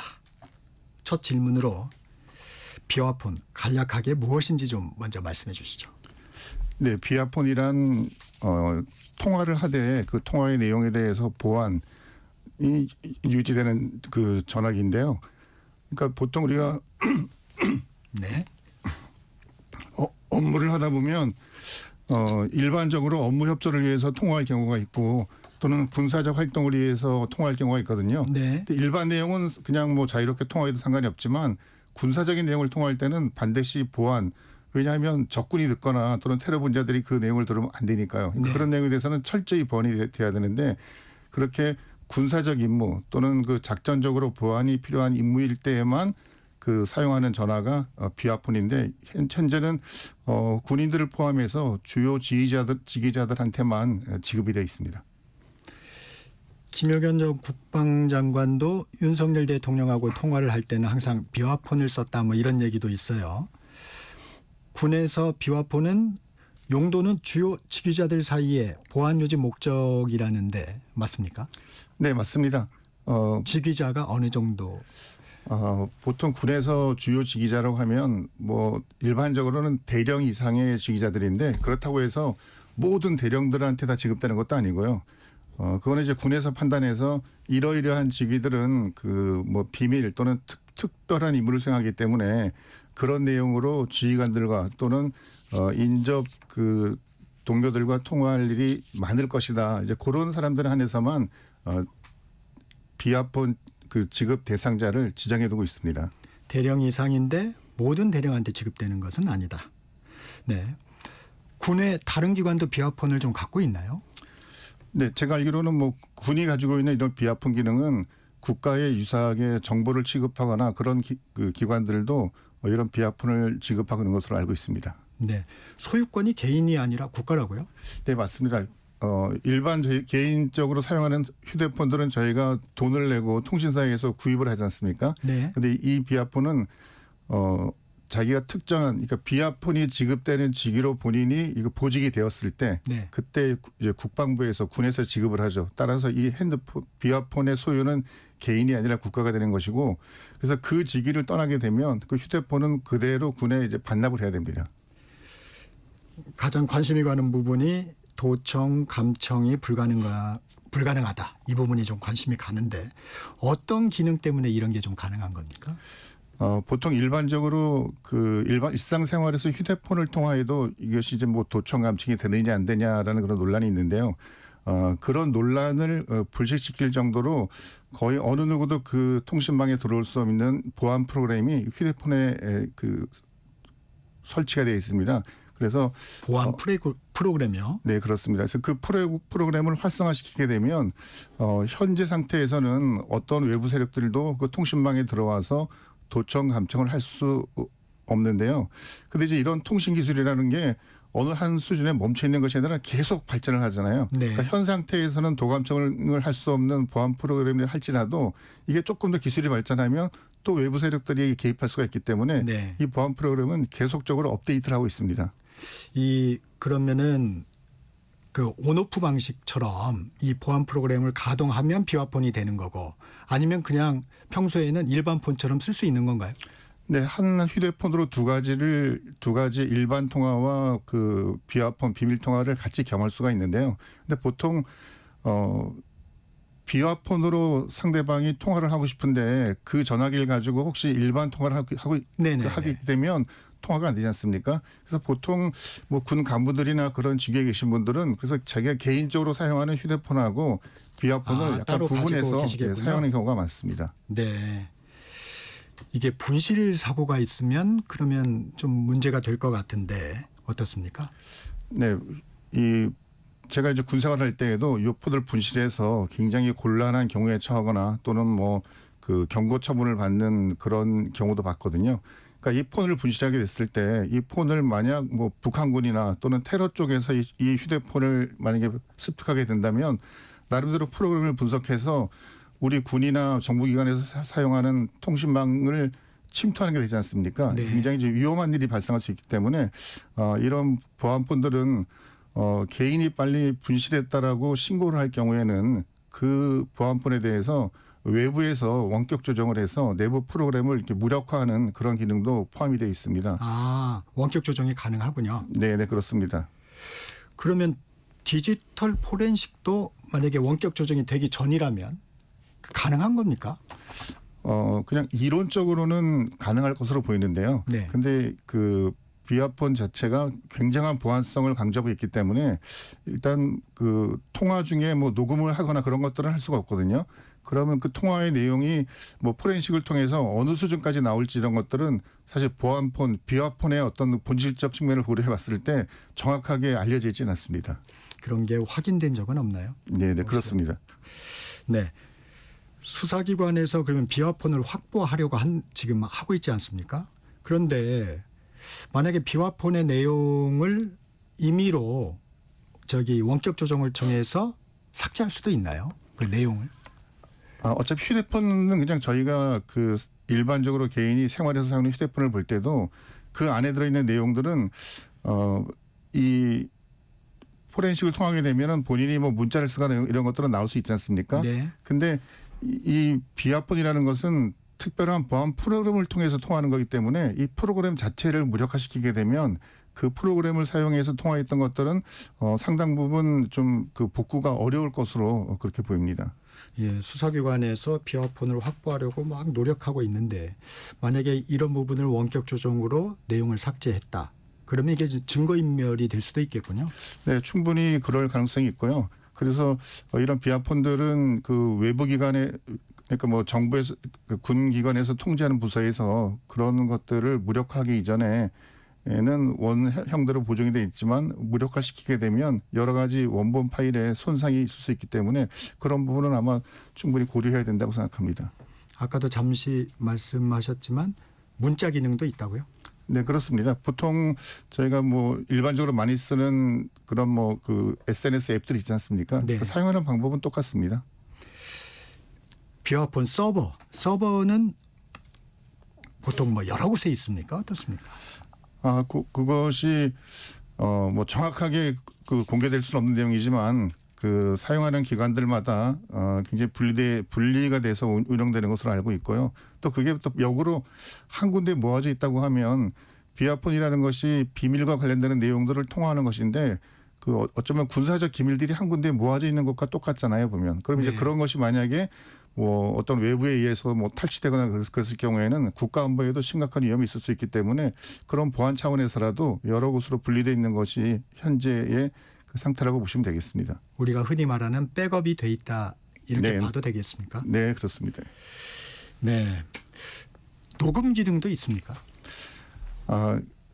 비아폰 자체를 가지고 그러니까 비아 프로그램을 활성화시켜서 통화할 때는 녹음이 되지 않습니다. 왜냐하면 이게 녹음이 되면 이 통화하는 내용의 자체가 군사 기밀에 관련되는 내용들인데 그러면 녹음이 된다는 거는 녹음 파일이 바깥으로 나올 수 있다는 얘기고 그럼 이게 비밀로서의 의미가 없어지거든요. 그래서 네. 녹음은 원천적으로 안 되도록 금지가 되어 있습니다.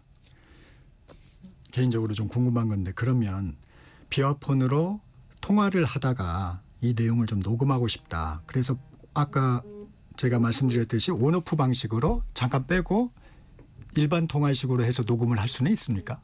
그거는 되지 않습니다. 통화를 할 때 어차피 그 비아폰에 있는 보안 프로그램을 활성화시켜서 통화를 하는 것이기 때문에 거기서 나오게 되면 통화 자체가 이제 끊어져 버리는 거죠.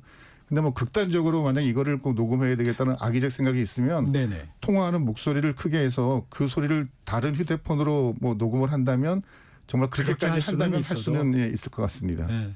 저희가 가끔 개인적으로 휴대전화를 사용할 때 녹음할 때 좀 그런 경우도 있지 않습니까? 이 내용은 좀 녹음을 해야 되겠다. 근데 이제 비아폰의 본래 의미 자체가 비밀 유지이기 때문에 그런 경우는 뭐 거의 네. 없을 거라고 판단하시는 거군요. 네, 특히 뭐 군 간부들 같은 경우에 이 비밀과 관련되는 내용들을 자기가 별도로 녹음을 해서 사용하겠다고 생각을 했다라면 그거는 그 보안을 굉장히 위반하는 것이기 때문에 아마 일반적으로 그런 일은 발생하기가 어려워 보입니다. 네. 비아폰에 대해서 알아봤습니다. 지금까지 합참 공보실장을 역임한 엄효식 한국국방안보포럼 사무총장이었습니다. 감사합니다. 네, 윤석열 대통령의 헌재 탄핵 결정 시기와 이재명 민주당 대표의 공직선거법 확정 판결 시기에 정치권의 관심이 집중되고 있습니다. 시간 끌기 전략은 안 됩니다. 국민들이 지켜보고 있습니다. 12월 18일 수요일 전격시사 오늘은 여기까지입니다. 저는 정창준이었고요. 내일 아침 7시 20분에 돌아오겠습니다.